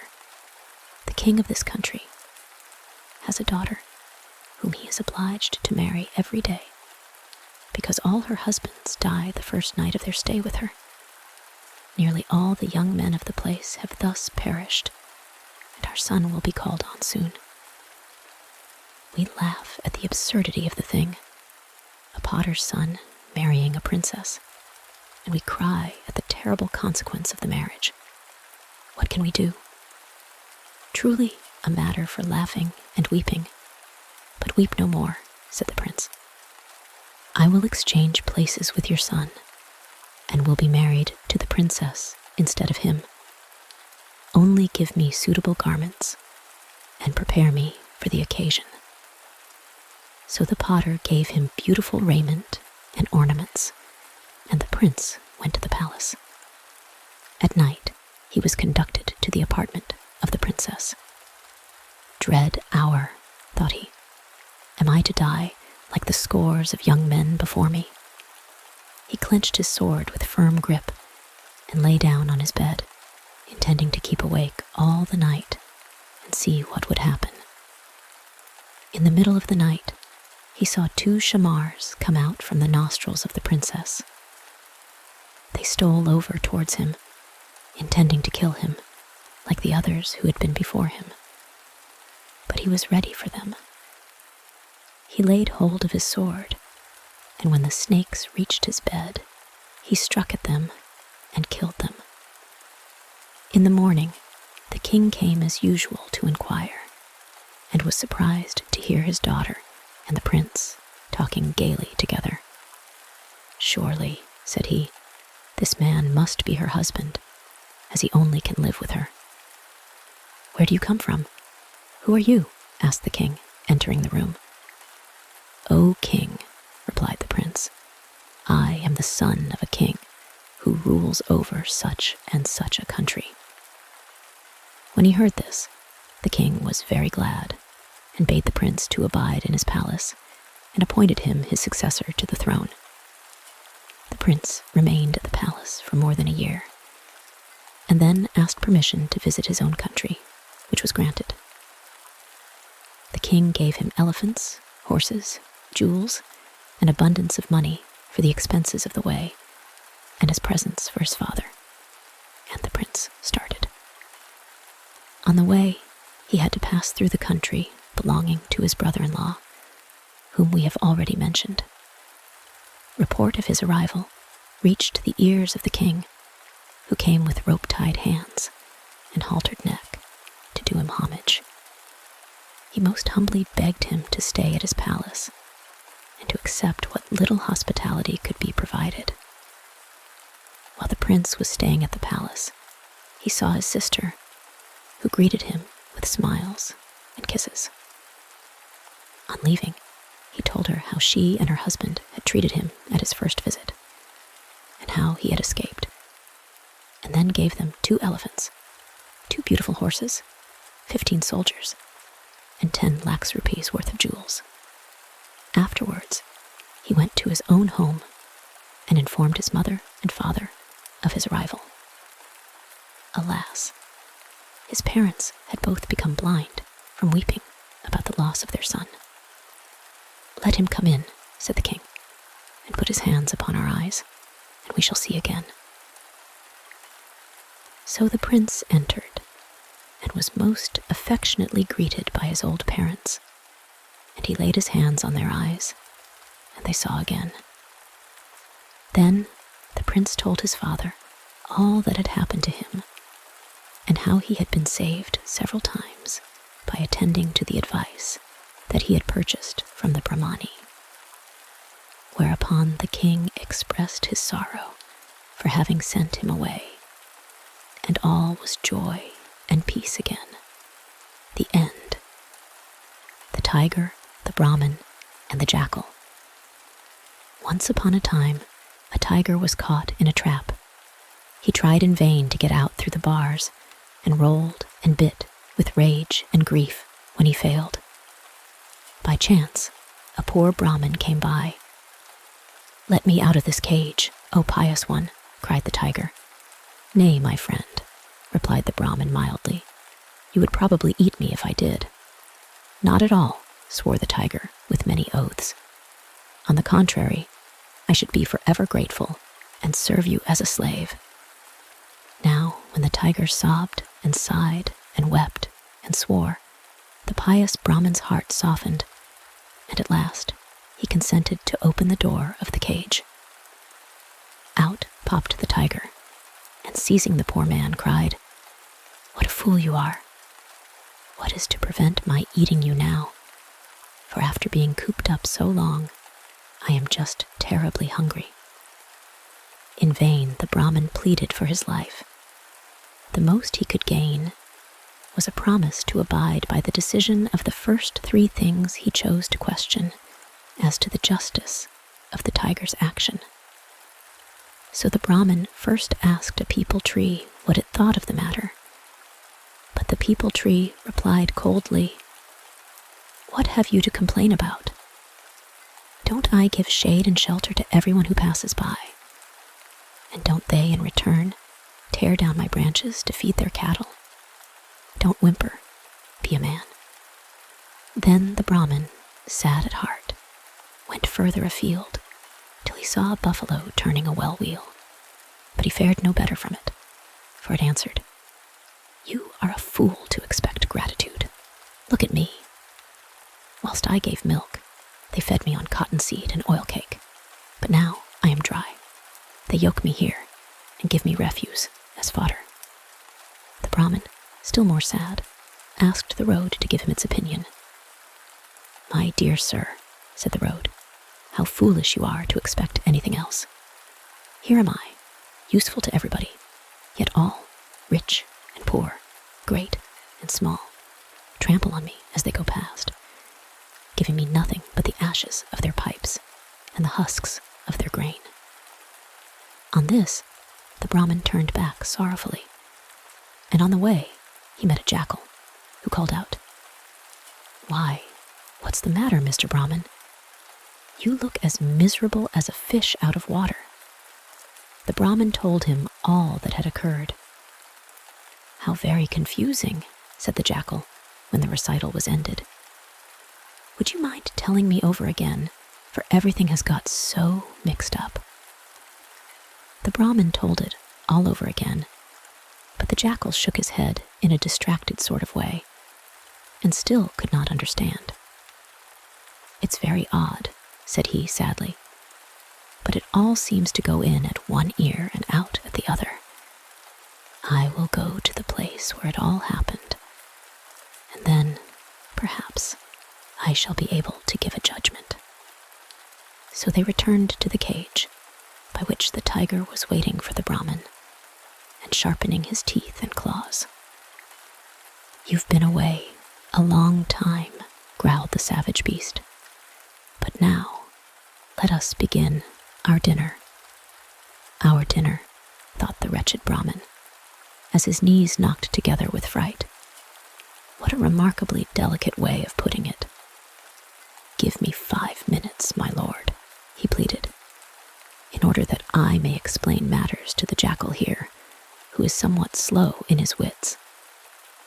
The tiger consented, and the Brahmin began the whole story over again, not missing a single detail, and spinning as long a yarn as possible.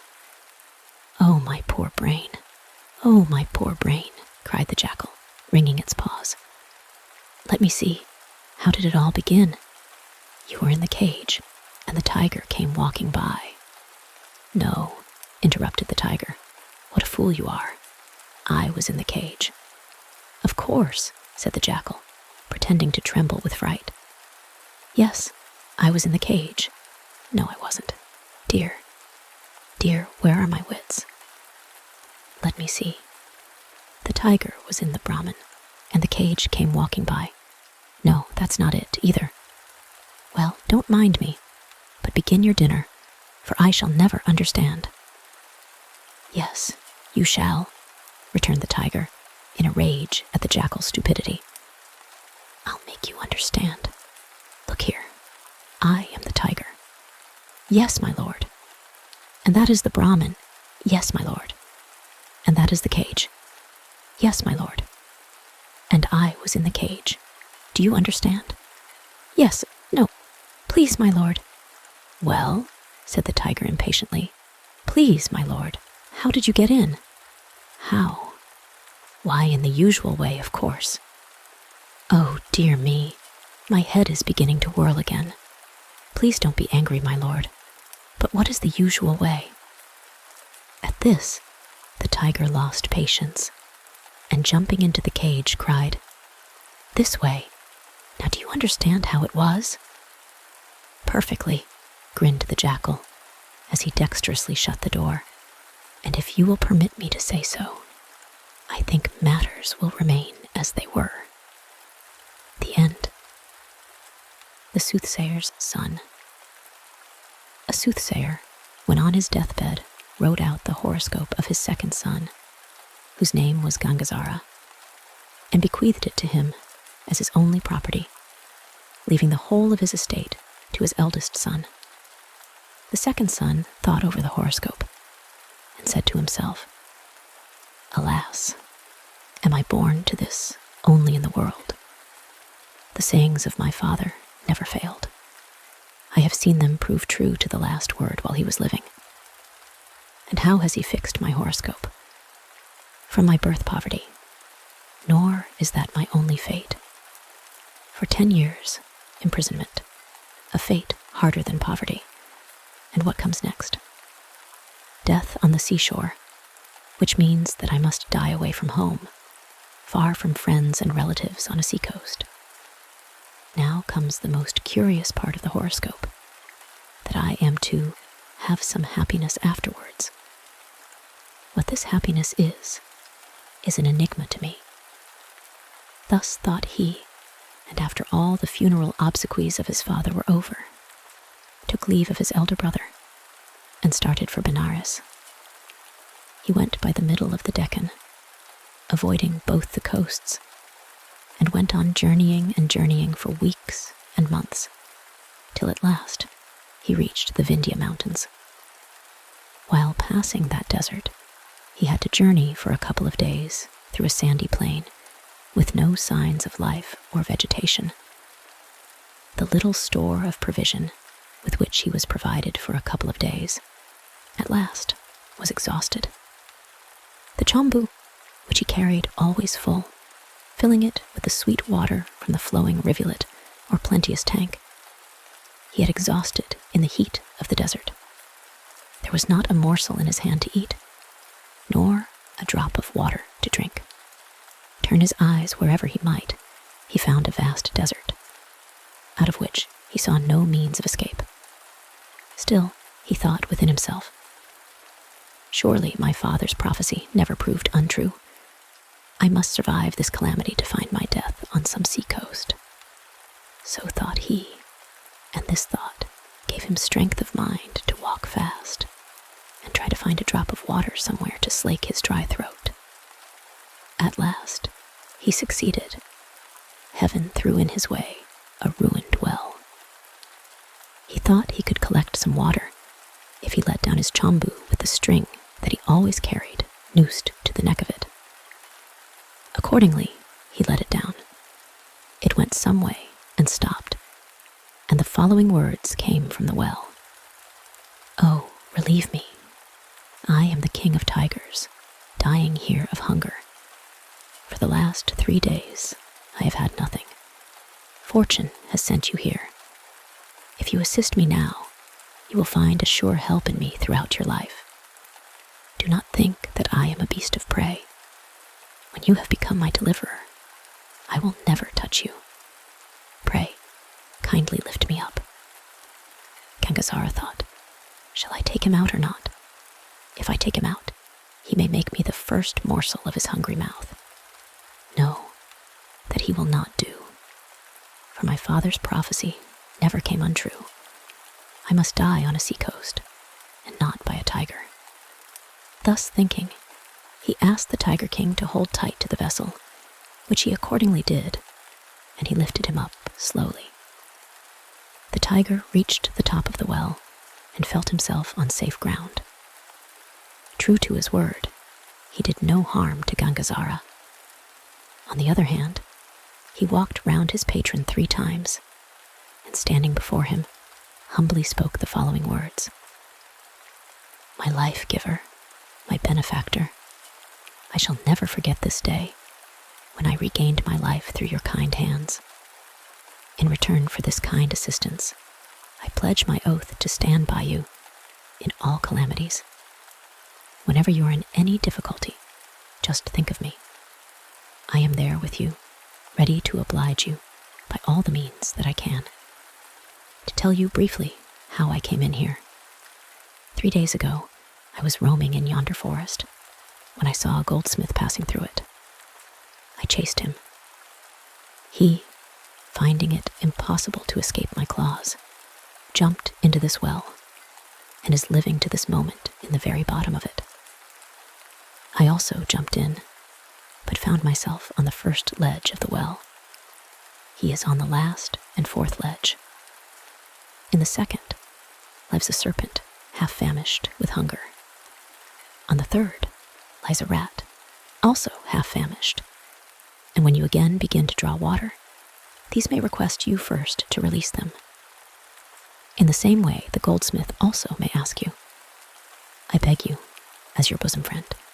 Never assist that wretched man, though he is your relation as a human being. Goldsmiths are never to be trusted. You can place more faith in me, a tiger, though I feast sometimes upon men, in a serpent, whose sting makes your blood cold the very next moment, or in a rat, which does 1,000 pieces of mischief in your house. But never trust a goldsmith. Do not release him, and if you do, you shall surely repent of it one day or other. Thus advising, the hungry tiger went away without waiting for an answer. Gangazara thought several times of the eloquent way in which the tiger spoke, and admired his fluency of speech. But still, his thirst was not quenched. So he let down his vessel again, which was now caught hold of by the serpent, who addressed him thus: "O my protector, lift me up. I am the king of serpents, and the son of Adisisha, who is now pining away in agony for my disappearance. Release me now. I shall ever remain your servant, remember your assistance, and help you throughout life in all possible ways.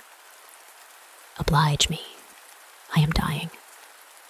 Gangazara, calling again to mind the death on the seashore of the prophecy, lifted him up. He, like the Tiger King, walked round him thrice, and prostrating himself before him, spoke thus: "O my life-giver, my father, for so I must call you, as you have given me another birth. I was 3 days ago basking myself in the morning sun, when I saw a rat running before me. I chased him. He fell into this well. I followed him, but instead of falling on the 3rd story where he is now lying, I fell into the 2nd. I am going away now to see my father. Whenever you are in any difficulty, just think of me. I will be there by your side to assist you by all possible means." So saying, the Nagaraja glided away in zigzag movements, and was out of sight in a moment. The poor son of the soothsayer, who was now almost dying of thirst, let down his vessel for a 3rd time. The rat caught hold of it, and without discussing, he lifted up the poor animal at once. But it would not go away without showing its gratitude. "Oh, life of my life, my benefactor, I am the king of rats. Whenever you are in any calamity, just think of me. I will come to you and assist you. My keen ears overheard all that the Tiger King told you about the goldsmith, who is in the 4th story. It is nothing but a sad truth that goldsmiths ought never to be trusted. Therefore, never assist him, as you have done to us all. And if you do, you will suffer for it. I am hungry. Let me go for the present." Thus, taking leave of his benefactor, the rat, too, ran away. Gangazara, for a while, thought upon the repeated advice given by the 3 animals about releasing the goldsmith. What wrong would there be in my assisting him? Why should I not release him also? So thinking to himself, Gangazara let down the vessel again. The goldsmith caught hold of it and demanded help. The soothsayer's son had no time to lose. He was himself dying of thirst. Therefore, he lifted the goldsmith up, who now began his story. "Stop for a while," said Gangazara, and after quenching his thirst by letting down his vessel for the 5th time, still fearing that someone might remain in the well and demand his assistance, he listened to the goldsmith, who began as follows: "My dear friend, my protector, what a deal of nonsense these brutes have been talking to you about me. I am glad you have not followed their advice. I am just now dying of hunger. Permit me to go away. My name is Manikasari. I live in the East Main Street of Ujjaini, which is 20 kas to the south of this place, and so lies on your way when you return from Benares. Do not forget to come to me and receive my kind remembrances of your assistance on your way back to your country." So saying, the goldsmith took his leave, and Gangazara also pursued his way north after the above adventures. He reached Benares and lived there for more than 10 years, and quite forgot the tiger, serpent, rat, and goldsmith. After 10 years of religious life, thoughts of home and of his brother rushed into his mind.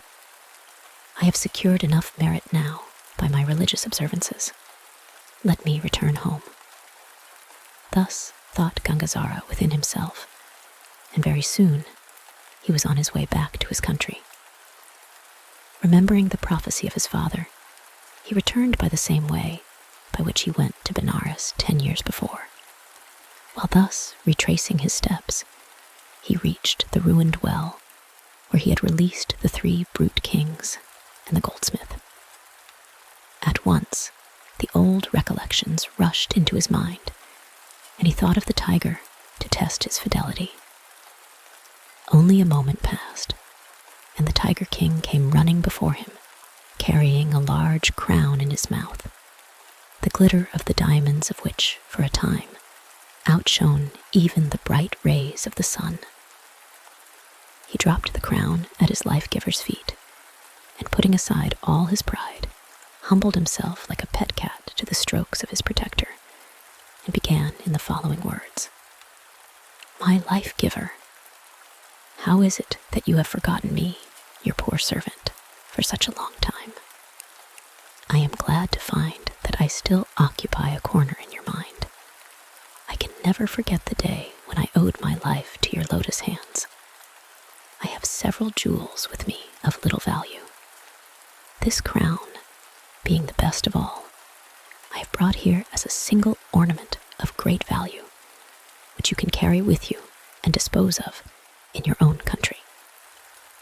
Gangazara looked at the crown, examined it over and over, counted and recounted the gems, and thought within himself that he would become the richest of men by separating the diamonds and gold and selling them in his own country.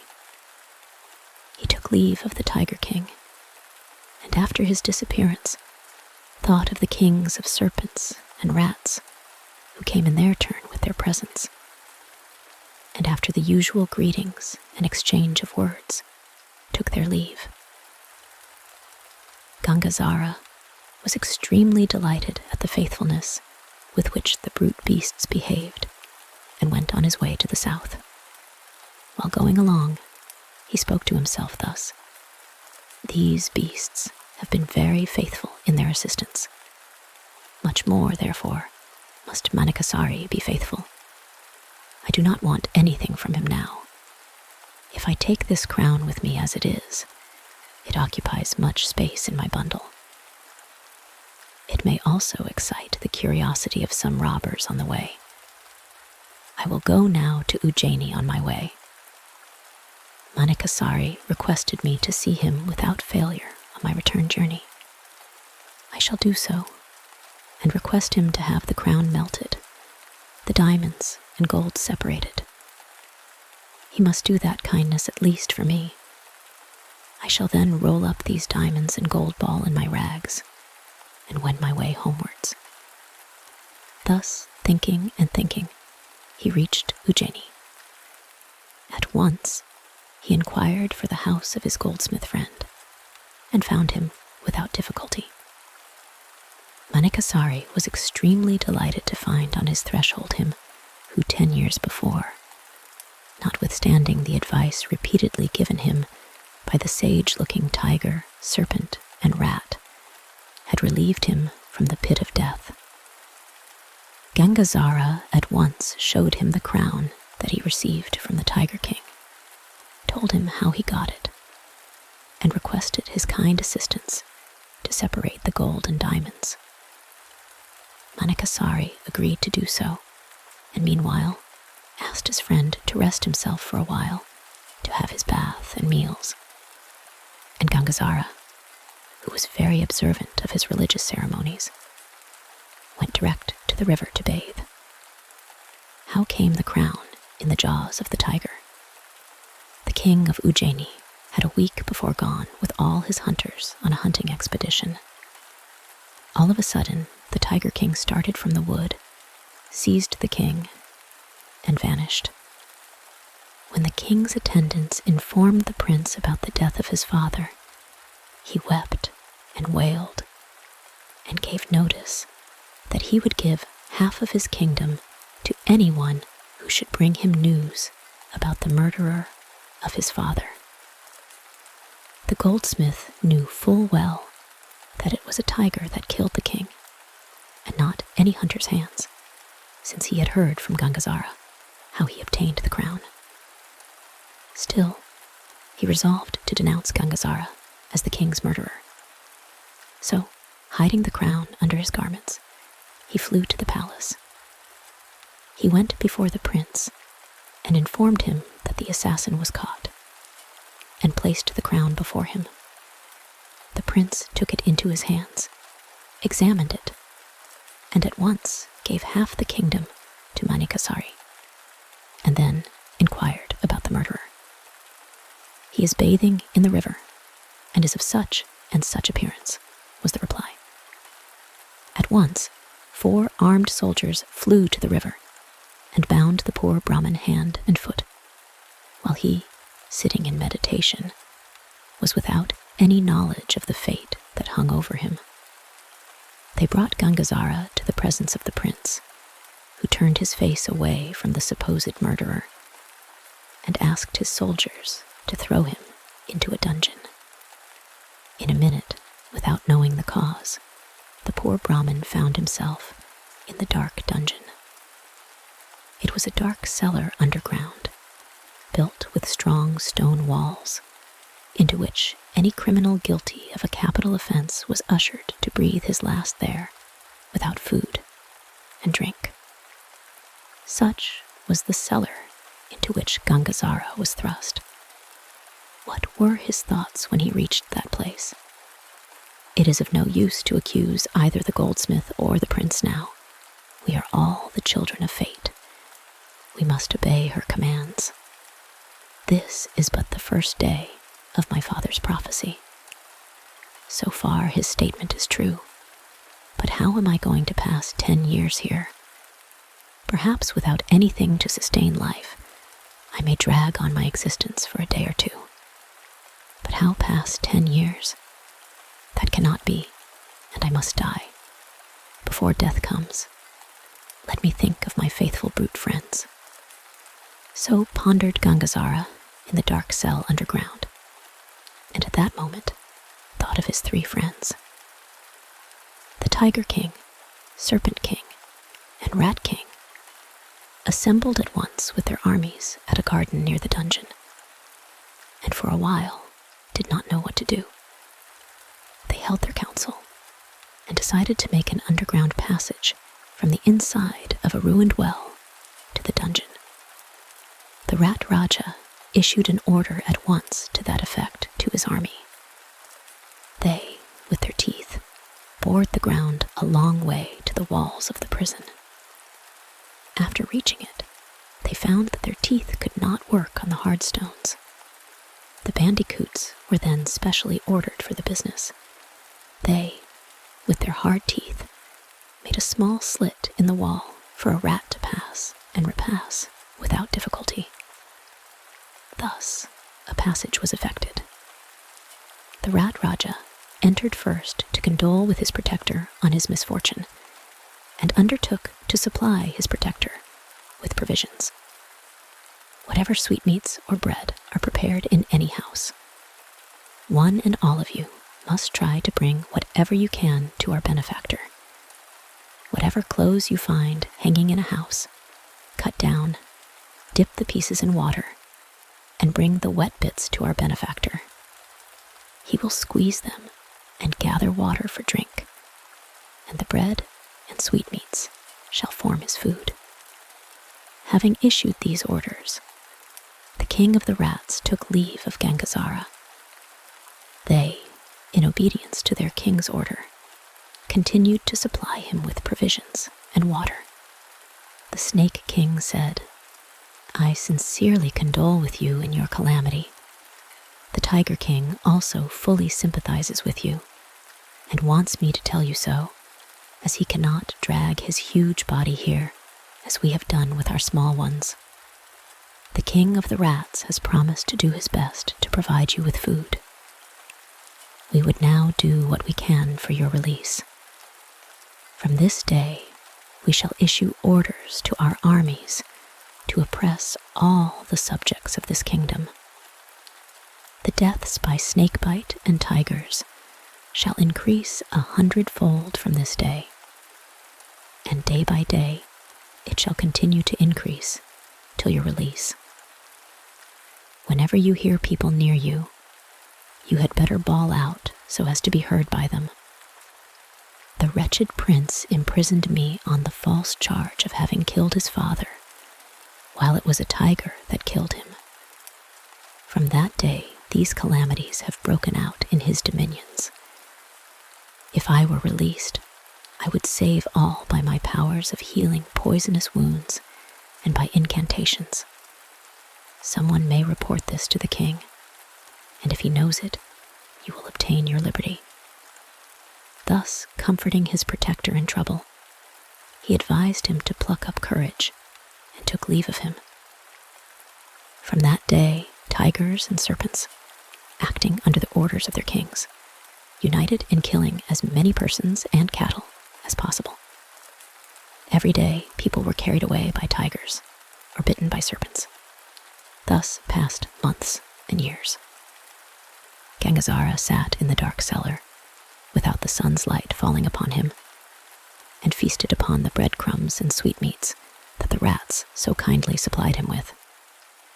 These delicacies had completely changed his body into a red, stout, huge, unwieldy mass of flesh. Thus passed full 10 years, as prophesied in the horoscope. 10 complete years rolled away in close imprisonment. On the last evening of the 10th year, one of the serpents got into the bedchamber of the princess and sucked her life. She breathed her last. She was the only daughter of the king. The king at once sent for all the snakebite curers. He promised half his kingdom and his daughter's hand to him, who would restore her to life. Now, a servant of the king, who had several times overheard Gangazara's cries, reported the matter to him. The king at once ordered the cell to be examined. There was the man sitting in it.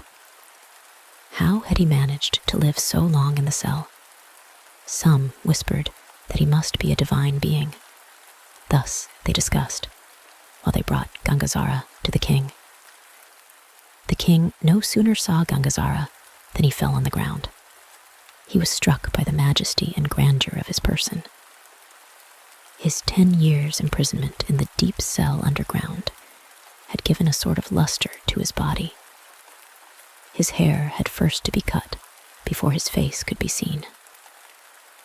The king begged forgiveness for his former fault and requested him to revive his daughter. Bring me within an hour all the corpses of men and cattle, dying and dead, that remain unburnt or unburied within the range of your dominions. I shall revive them all, were the only words that Gangazara spoke. Cartloads of corpses of men and cattle began to come in every minute. Even graves, it is said, were broken open, and corpses buried a day or two before were taken out and sent for their revival. As soon as all were ready, Gangazara took a vessel full of water and sprinkled it over them all, thinking only of his Snake King and Tiger King. All rose up as if from deep slumber and went to their respective homes. The princess, too, was restored to life. The joy of the king knew no bounds. He cursed the day on which he imprisoned him, blamed himself for having believed the word of a goldsmith, and offered him the hand of his daughter and the whole kingdom instead of half, as he promised. Gangazara would not accept anything, but asked the king to assemble all his subjects in a wood near the town. I shall there call in all the tigers and serpents and give them a general order. When the whole town was assembled, just at the dusk of evening, Gangazara sat dumb for a moment and thought upon the Tiger King and the Serpent King, who came with all their armies. People began to take to their heels at the sight of tigers. Gangazara assured them of safety and stopped them. The gray light of the evening, the pumpkin color of Gangazara, the holy ashes scattered lavishly over his body, the tigers and snakes humbling themselves at his feet, gave him the true majesty of the god Gangazara. For who else by a single word could thus command vast armies of tigers and serpents, said some among the people. Care not for it. It may be by magic. That is not a great thing. That he revived cartloads of corpses shows him to be surely Gangazara, said others. Why should you, my children, thus trouble these poor subjects of Ujjaini? Reply to me, and henceforth desist from your ravages. Thus said the soothsayer's son, and the following reply came from the king of the tigers. Why should this base king imprison your honor, believing the mere word of a goldsmith that your honor killed his father? All the hunters told him that his father was carried away by a tiger. I was the messenger of death sent to deal the blow on his neck. I did it, and gave the crown to your honor. The prince makes no inquiry, and at once imprisons your honor. How can we expect justice from such a stupid king as that? Unless he adopt a better standard of justice, we will go on with our destruction. The king heard, cursed the day on which he believed in the word of a goldsmith, beat his head, tore his hair, wept and wailed for his crime, asked 1,000 pardons, and swore to rule in a just way from that day. The Serpent King and Tiger King also promised to observe their oath as long as justice prevailed, and took their leave. The goldsmith fled for his life. He was caught by the soldiers of the king, and was pardoned by the generous Gangazara, whose voice now reigned supreme. All returned to their homes. The king again pressed Gangazara to accept the hand of his daughter. He agreed to do so, not then, but some time afterwards. He wished to go and see his elder brother first, and then to return and marry the princess. The king agreed, and Gangazara left the city that very day on his way home. It so happened that unwittingly he took a wrong road and had to pass near a seacoast. His elder brother was also on his way up to Benares by that very same route. They met and recognized each other, even at a distance. They flew into each other's arms. Both remained still for a time, almost unconscious with joy. The pleasure of Gangazara was so great that he died of joy. The elder brother was a devout worshipper of Ganesha. That was a Friday, a day very sacred to that god. The elder brother took the corpse to the nearest Ganesha temple and called upon him.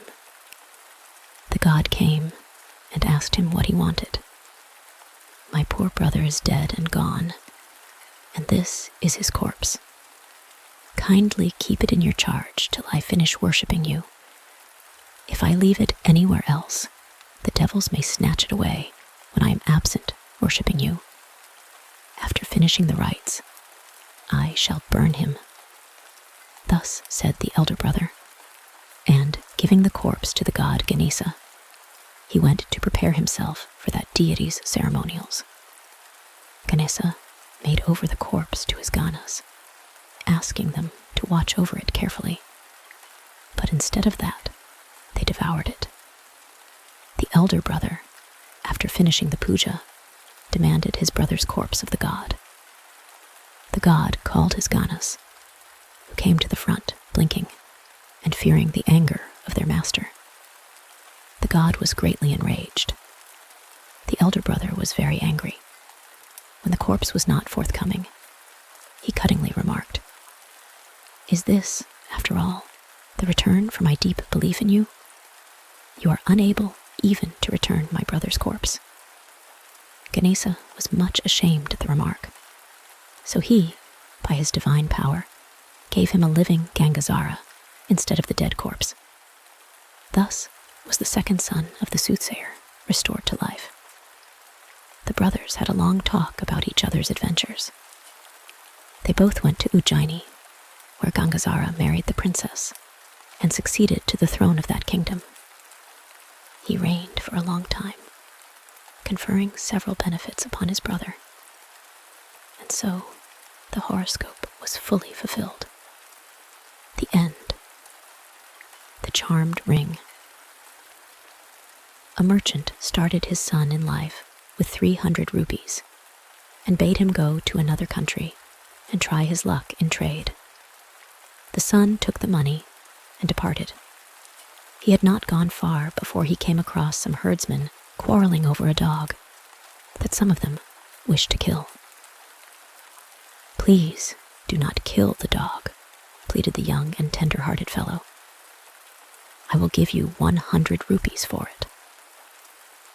Then and there, of course, the bargain was concluded, and the foolish fellow took the dog and continued his journey. He next met with some people fighting about a cat. Some of them wanted to kill it, but others not. "Oh, please do not kill it," said he. "I will give you 100 rupees for it." Of course, they at once gave him the cat and took the money. He went on till he reached a village where some folk were quarreling over a snake that had just been caught. Some of them wished to kill it, but others did not. "Please do not kill it," said he. "I will give you 100 rupees. Of course, the people agreed and were highly delighted. What a fool the fellow was. What would he do now that all his money was gone? What could he do except return to his father? Accordingly, he went home. "You fool, you scamp," exclaimed his father, when he had heard how his son had wasted all the money that had been given to him. "Go and live in the stables and repent of your folly. You shall never again enter my house." So the young man went and lived in the stables. His bed was the grass spread for the cattle, and his companions were the dog, the cat, and the snake, which he had purchased so dearly. These creatures got very fond of him and would follow him about during the day and sleep by him at night. The cat used to sleep at his feet, the dog at his head, and the snake over his body, with its head hanging on one side and its tail on the other. One day, the snake, in course of conversation, said to its master, "I am the son of Raja Indrasha. One day, when I had come out of the ground to drink the air, some people seized me and would have slain me, had you not most opportunely arrived to my rescue. I do not know how I shall ever be able to repay you for your great kindness to me. Would that you knew my father. How glad he would be to see his son's preserver. Where does he live? I should like to see him if possible," said the young man. "Well said," continued the snake. "Do you see yonder mountain? At the bottom of that mountain there is a sacred spring. If you will come with me and dive into that spring, we shall both reach my father's country. Oh, how glad he will be to see you. He will wish to reward you too. But how can he do that? However, you may be pleased to accept something at his hand. If he asks you what you would like, you would perhaps do well to reply, 'The ring on your right hand, and the famous pot and spoon which you possess. With these in your possession, you would never need anything, for for the ring is such that a man has only to speak to it, and immediately a beautiful furnished mansion will be provided for him, while the pot and the spoon will supply him with all manner of the rarest and most delicious foods. Attended by his 3 companions, the man walked to the well and prepared to jump in, according to the snake's directions. "Oh, master," exclaimed the cat and dog when they saw what he was going to do. "What shall we do? Where shall we go?" "Wait for me here," he replied. "I am not going far. I shall not be long away." On saying this, he dived into the water and was lost to sight. "Now, what shall we do?" said the dog to the cat. "We must remain here," replied the cat, "as our master ordered. Do not be anxious about food. I will go to the people's houses and get plenty of food for both of us." And so the cat did, and they both lived very comfortably till their master came again and joined them. The young man and the snake reached their destination in safety, and information of their arrival was sent to the Raja. His Highness commanded his son and the stranger to appear before him, but the snake refused, saying that it could not go to its father till it was released from this stranger, who had saved it from a most terrible death, and whose slave it therefore was. Then the Raja went and embraced his son, and saluting the stranger, welcomed him to his dominions. The young man stayed there a few days, during which he received the Raja's right-hand ring and the pot and spoon, in recognition of his Highness's gratitude to him for having delivered his son. He then returned. On reaching the top of the spring, he found his friends, the dog and the cat, waiting for him. They told one another all they had experienced since they had last seen each other, and were all very glad. Afterwards, they walked together to the riverside, where it was decided to try the powers of the charmed ring and pot and spoon. The merchant's son spoke to the ring, and immediately a beautiful house and a lovely princess with golden hair appeared. He spoke to the pot and spoon also, and the most delicious dishes of food were provided for them. So he married the princess, and they lived very happily for several years, until one morning the princess, while arranging her toilet, put the loose hairs into a hollow bit of reed and threw them into the river that flowed along under the window. The reed floated on the water for many miles, and was at last picked up by the prince of that country, who curiously opened it and saw the golden hair. On finding it, the prince rushed off to the palace, locked himself up in his room, and would not leave it. He had fallen desperately in love with the woman whose hair he had picked up, and refused to eat, or drink, or sleep, or move, till she was brought to him. The king, his father, was in great distress about the matter, and did not know what to do. He feared lest his son should die, and leave him without an heir. At last, he determined to seek the counsel of his aunt, who was an ogress. The old woman consented to help him, and bade him not to be anxious, as she felt certain that she would succeed in getting the beautiful woman for his son's wife. She assumed the shape of a bee, and went along buzzing and buzzing and buzzing. Her keen sense of smell soon brought her to the beautiful princess, to whom she appeared as an old hag, holding in one hand a stick by way of support. She introduced herself to the beautiful princess and said, "I am your aunt, whom you have never seen before, because I left the country just after your birth." She also embraced and kissed the princess by way of adding force to her words. The beautiful princess was thoroughly deceived. She returned the ogress's embrace, and invited her to come and stay in the house as long as she could, and treated her with such honor and attention that the ogress thought to herself, "I shall soon accomplish my errand." When she had been in the house 3 days, she began to talk of the charmed ring and advised her to keep it instead of her husband, because the latter was constantly out shooting and on other such-like expeditions, and might lose it.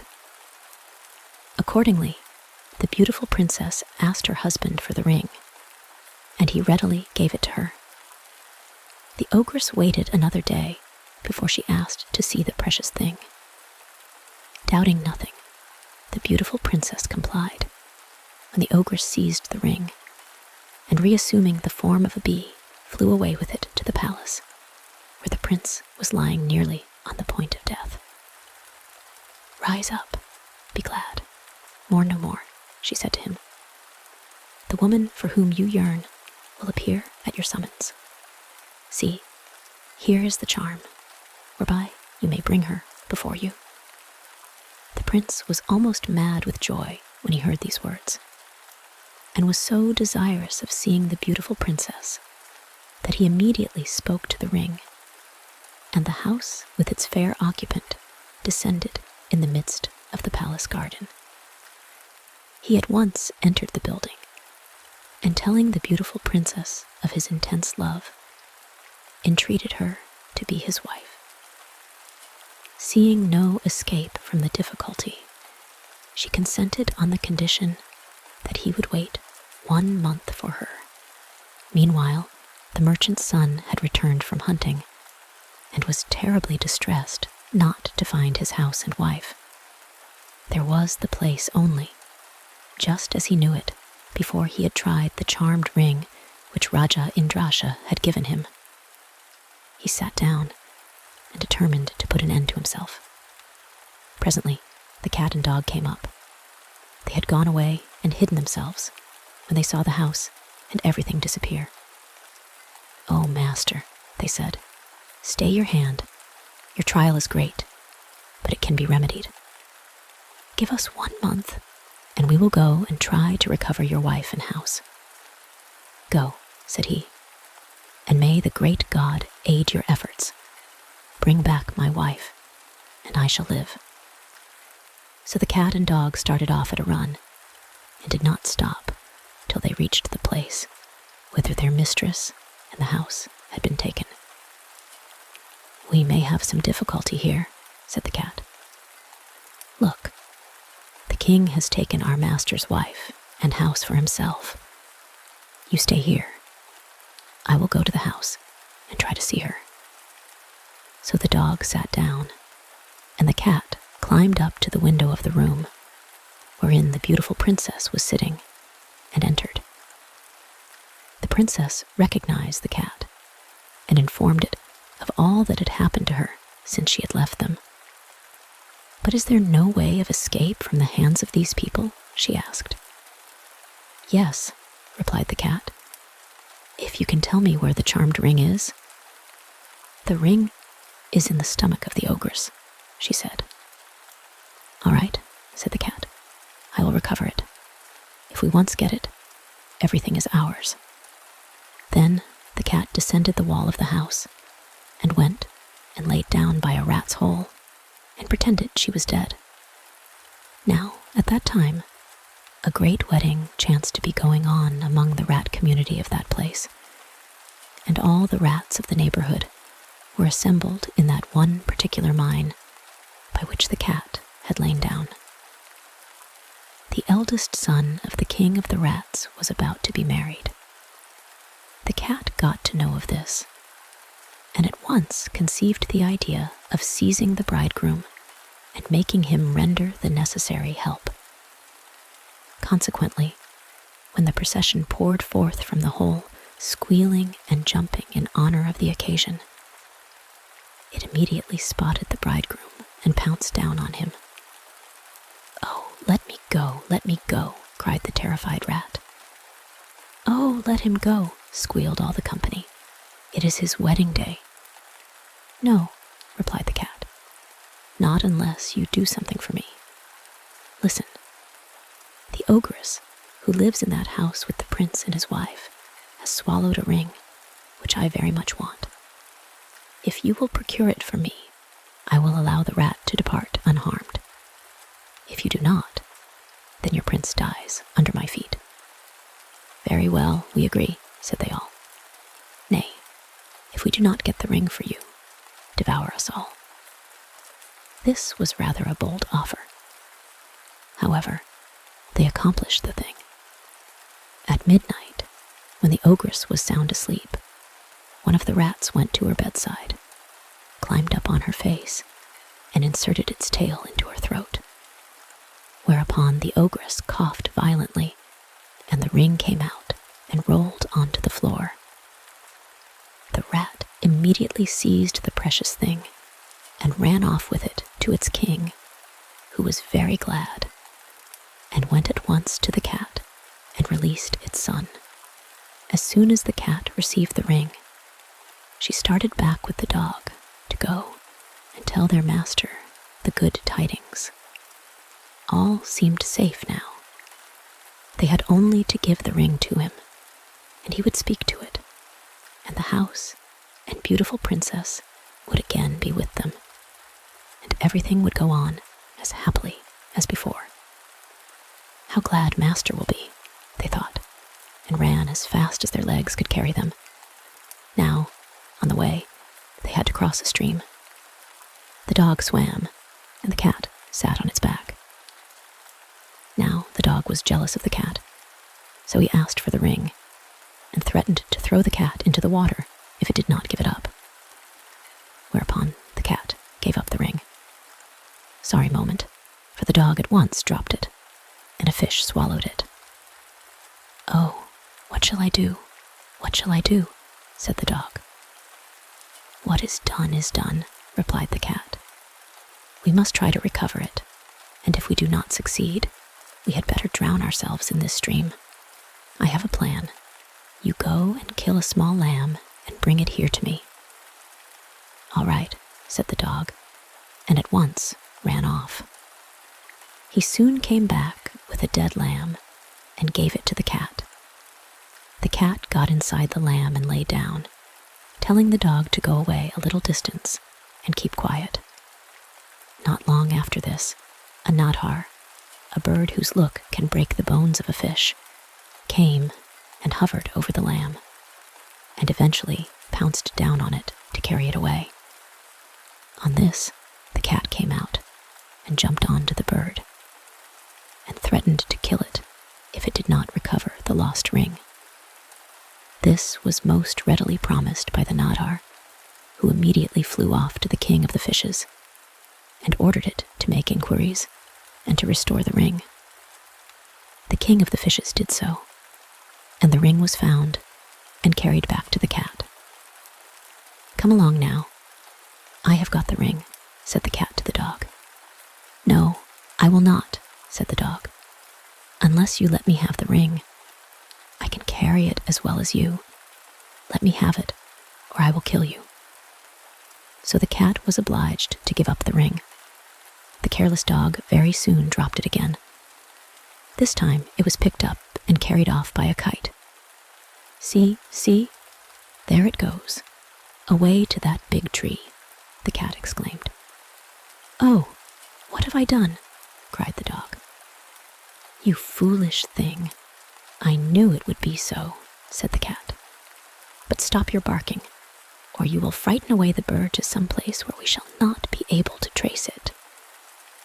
The cat waited till it was quite dark, and then climbed the tree, killed the kite, and recovered the ring.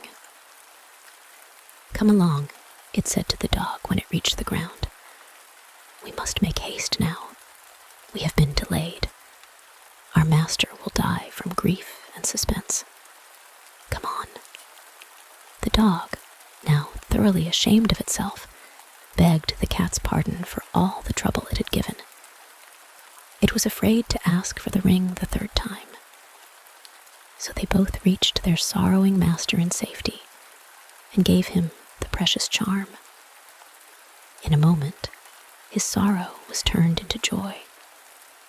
He spoke to the ring, and his beautiful wife and house reappeared, and he and everybody were as happy as ever they could be.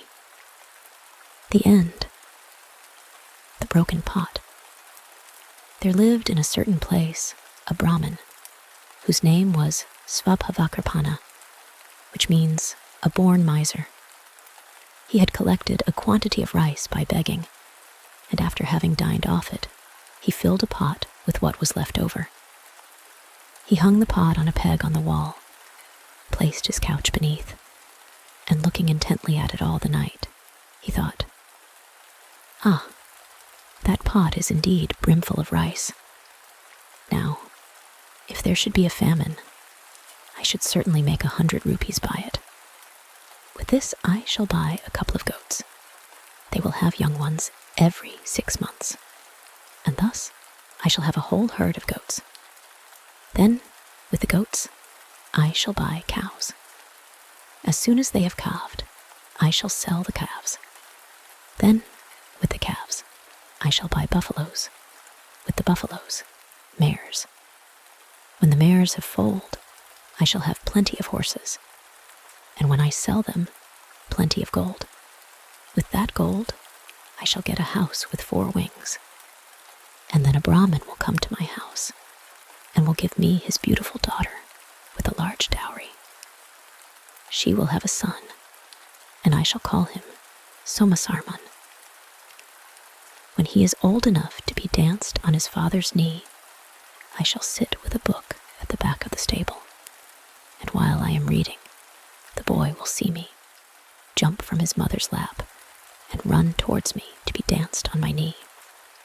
He will come too near the horse's hoof, and full of anger, I shall call to my wife, "Take the baby, take him." But she, distracted by some domestic work, does not hear me. Then I get up and give her such a kick with my foot. While he thought this, he gave a kick with his foot and broke the pot. All the rice fell over him and made him quite white. Therefore I say, he who makes foolish plans for the future will be white all over, like the father of SOOTHSAYER'S. The end. The talkative tortoise. The future Buddha was once born in a minister's family when Brahmadatta was reigning in Benares. And when he grew up, he became the king's advisor in things temporal and spiritual. Now this king was very talkative. While he was speaking, others had no opportunity for a word. And the future Buddha, wanting to cure this talkativeness of his, was constantly seeking for some means of doing so. At that time, there was living, in a pond in the Himalaya mountains, a tortoise. 2 young hamsas, or wild ducks, who came to feed there, made friends with him. And one day, when they had become very intimate with him, they said to the tortoise, "Friend Tortoise, the place where we live, at the Golden Cave on Mount Beautiful in the Himalaya country, is a delightful spot. Will you come there with us? But how can I get there?" "We can take you, if you can only hold your tongue, and will say nothing to anybody." "Oh, that I can do. Take me with you." "That's right," said they.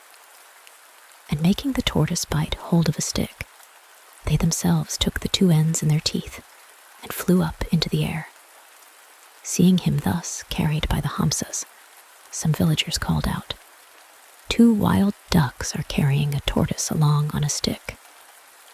Whereupon the tortoise wanted to say, "If my friends choose to carry me, what is that to you, you wretched slaves?" So just as the swift flight of the wild ducks had brought him over the king's palace in the city of Benares, he let go of the stick he was biting, and falling in the open courtyard, split in 2. And there arose a universal cry, "A tortoise has fallen in the open courtyard and has split in 2. The king, taking the future Buddha, went to the place, surrounded by his courtiers. And looking at the tortoise, he asked the Bodhisattva, "Teacher, how comes he to be fallen here?" The future Buddha thought to himself, "Long expecting, wishing to admonish the king, have I sought for some means of doing so. This tortoise must have made friends with the wild ducks, and they must have made him bite hold of the stick and have flown up into the air to take him to the hills. But he, being unable to hold his tongue when he hears anyone else talk, must have wanted to say something and let go the stick, and so must have fallen down from the sky and thus lost his life. And saying, 'Truly, O king, those who are called chatterboxes, people whose words have no end, come to grief like this,' he uttered these verses. Verily, the tortoise killed himself whilst uttering his voice, though he was holding tight the stick. By a word himself he slew. Behold him then, O excellent by strength, and speak wise words, not out of season. You see how, by his talking overmuch, the tortoise fell into this wretched plight." The king saw that he was himself referred to, and said, "O teacher, are you speaking of us?" And the Bodhisattva spake openly and said, "O great king, be it thou, or be it any other, whoever talks beyond measure meets with some mishap like this." And the king henceforth refrained himself, and became a man of few words. The end. HARISARMAN. There was a certain Brahman in a certain village, named HARISARMAN. He was poor and foolish, and in evil case for want of employment, and he had very many children, that he might reap the fruit of his misdeeds in a former life. He wandered about, begging with his family, and at last he reached a certain city, and entered the service of a rich householder called Sthuladatta. His sons became keepers of Sthuladatta's cows and other property, and his wife a servant to him, and he himself lived near his house, performing the duty of an attendant. One day there was a feast on account of the marriage of the daughter of Sthuladatta, largely attended by many friends of the bridegroom and merrymakers. HARISARMAN hoped that he would be able to fill himself up to the throat with ghee and flesh and other dainties, and get the same for his family in the house of his patron. While he was anxiously expecting to be fed, no one thought of him. Then he was distressed at getting nothing to eat, and he said to his wife at night, "It is owing to my poverty and stupidity that I am treated with such disrespect here, so I will pretend by means of an artifice to possess a knowledge of magic, so that I may become an object of respect to this Sthuladatta. So, when you get an opportunity, tell him that I possess magical knowledge." He said this to her, and after turning the matter over in his mind, while people were asleep, he took away from the house of Sthuladatta a horse on which his master's son-in-law rode. He placed it in concealment at some distance, and in the morning the friends of the bridegroom could not find the horse, though they searched in every direction. Then, while Sthuladatta was distressed at the evil omen, and searching for the thieves who had carried off the horse, the wife of HARISARMAN came and said to him, "My husband is a wise man, skilled in astrology and magical sciences. He can get the horse back for you. Why do you not ask him?" When Sthuladatta heard that, he called HARISARMAN, who said, "Yesterday I was forgotten, but today, now the horse is stolen, I'm called to mind." And Sthuladatta then propitiated the Brahman with these words, "I forgot you, forgive me," and asked him to tell him who had taken away their horse. Then HARISARMAN drew all kinds of pretended diagrams and said, "The horse has been placed by thieves on the boundary line south from this place. It is concealed there, and before it is carried off to a distance, as it will be at close of day, go quickly and bring it." When they heard that, many men ran and brought the horse quickly, praising the discernment of HARISARMAN. Then HARISARMAN was honored by all men as a sage, and dwelt there in happiness, honored by Sthuladatta. Now, as days went on, much treasure, both of gold and jewels, had been stolen by a thief from the palace of the king. As the thief was not known, the king quickly summoned HARISARMAN on account of his reputation for knowledge of magic.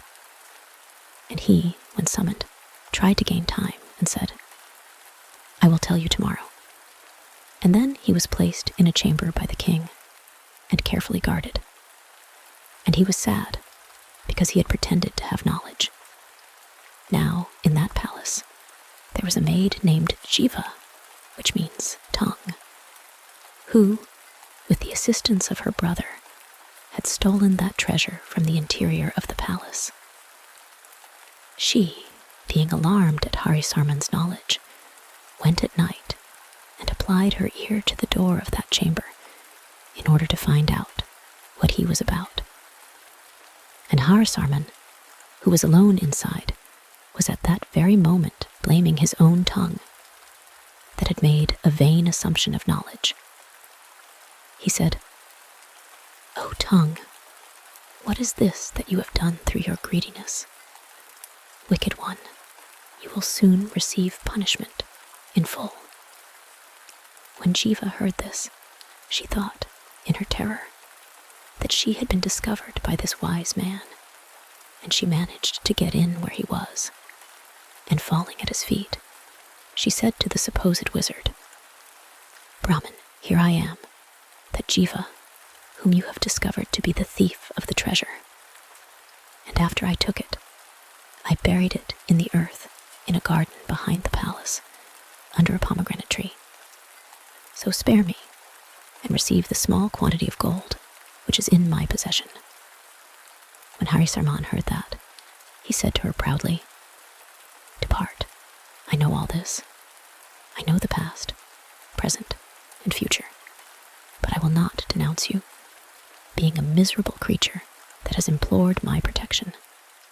But whatever gold is in your possession, you must give back to me." When he said this to the maid, she consented and departed quickly. But HARISARMAN reflected in his astonishment. Fate brings about, as if in sport, things impossible. For when calamity was so near, who would have thought chance would have brought us success? While I was blaming my Jiva, the thief Jiva suddenly flung herself at my feet. Secret crimes manifest themselves by means of fear. Thus thinking, he passed the night happily in the chamber. And in the morning, he brought the king, by some skillful parade of pretended knowledge, into the garden, and led him up to the treasure, which was buried under the pomegranate tree, and said that the thief had escaped with a part of it. Then the king was pleased, and gave him the revenue of many villages. But the minister, named Devajnanan, whispered in the king's ear, "How can a man possess such knowledge, unattainable by men, without having studied the books of magic?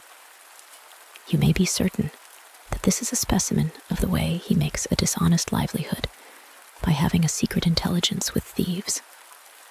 It will be much better to test him by some new artifice."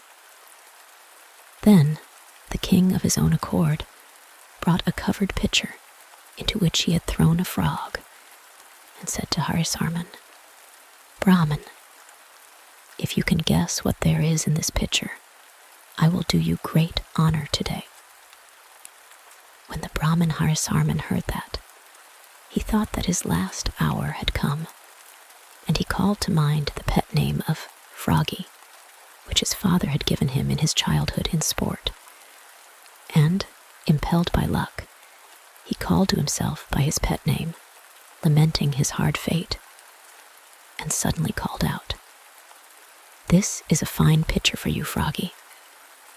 It will soon become the swift destroyer of your helpless self."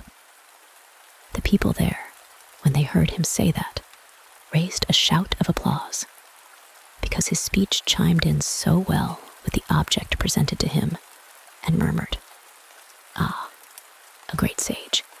He knows even about the frog." Then the king, thinking that this was all due to knowledge of divination, was highly delighted, and gave HARISARMAN the revenue of more villages, with gold, an umbrella, and state carriages of all kinds. So HARISARMAN prospered in the world. The end. Thank you for taking the time to listen along with me this evening. I hope this has helped to relax you and that you have enjoyed the story. If there are any stories you would like to hear in the future, please leave a comment in the section below. And please consider subscribing so that you won't miss out on all the stories coming to the channel very soon. And until next time, goodbye for now.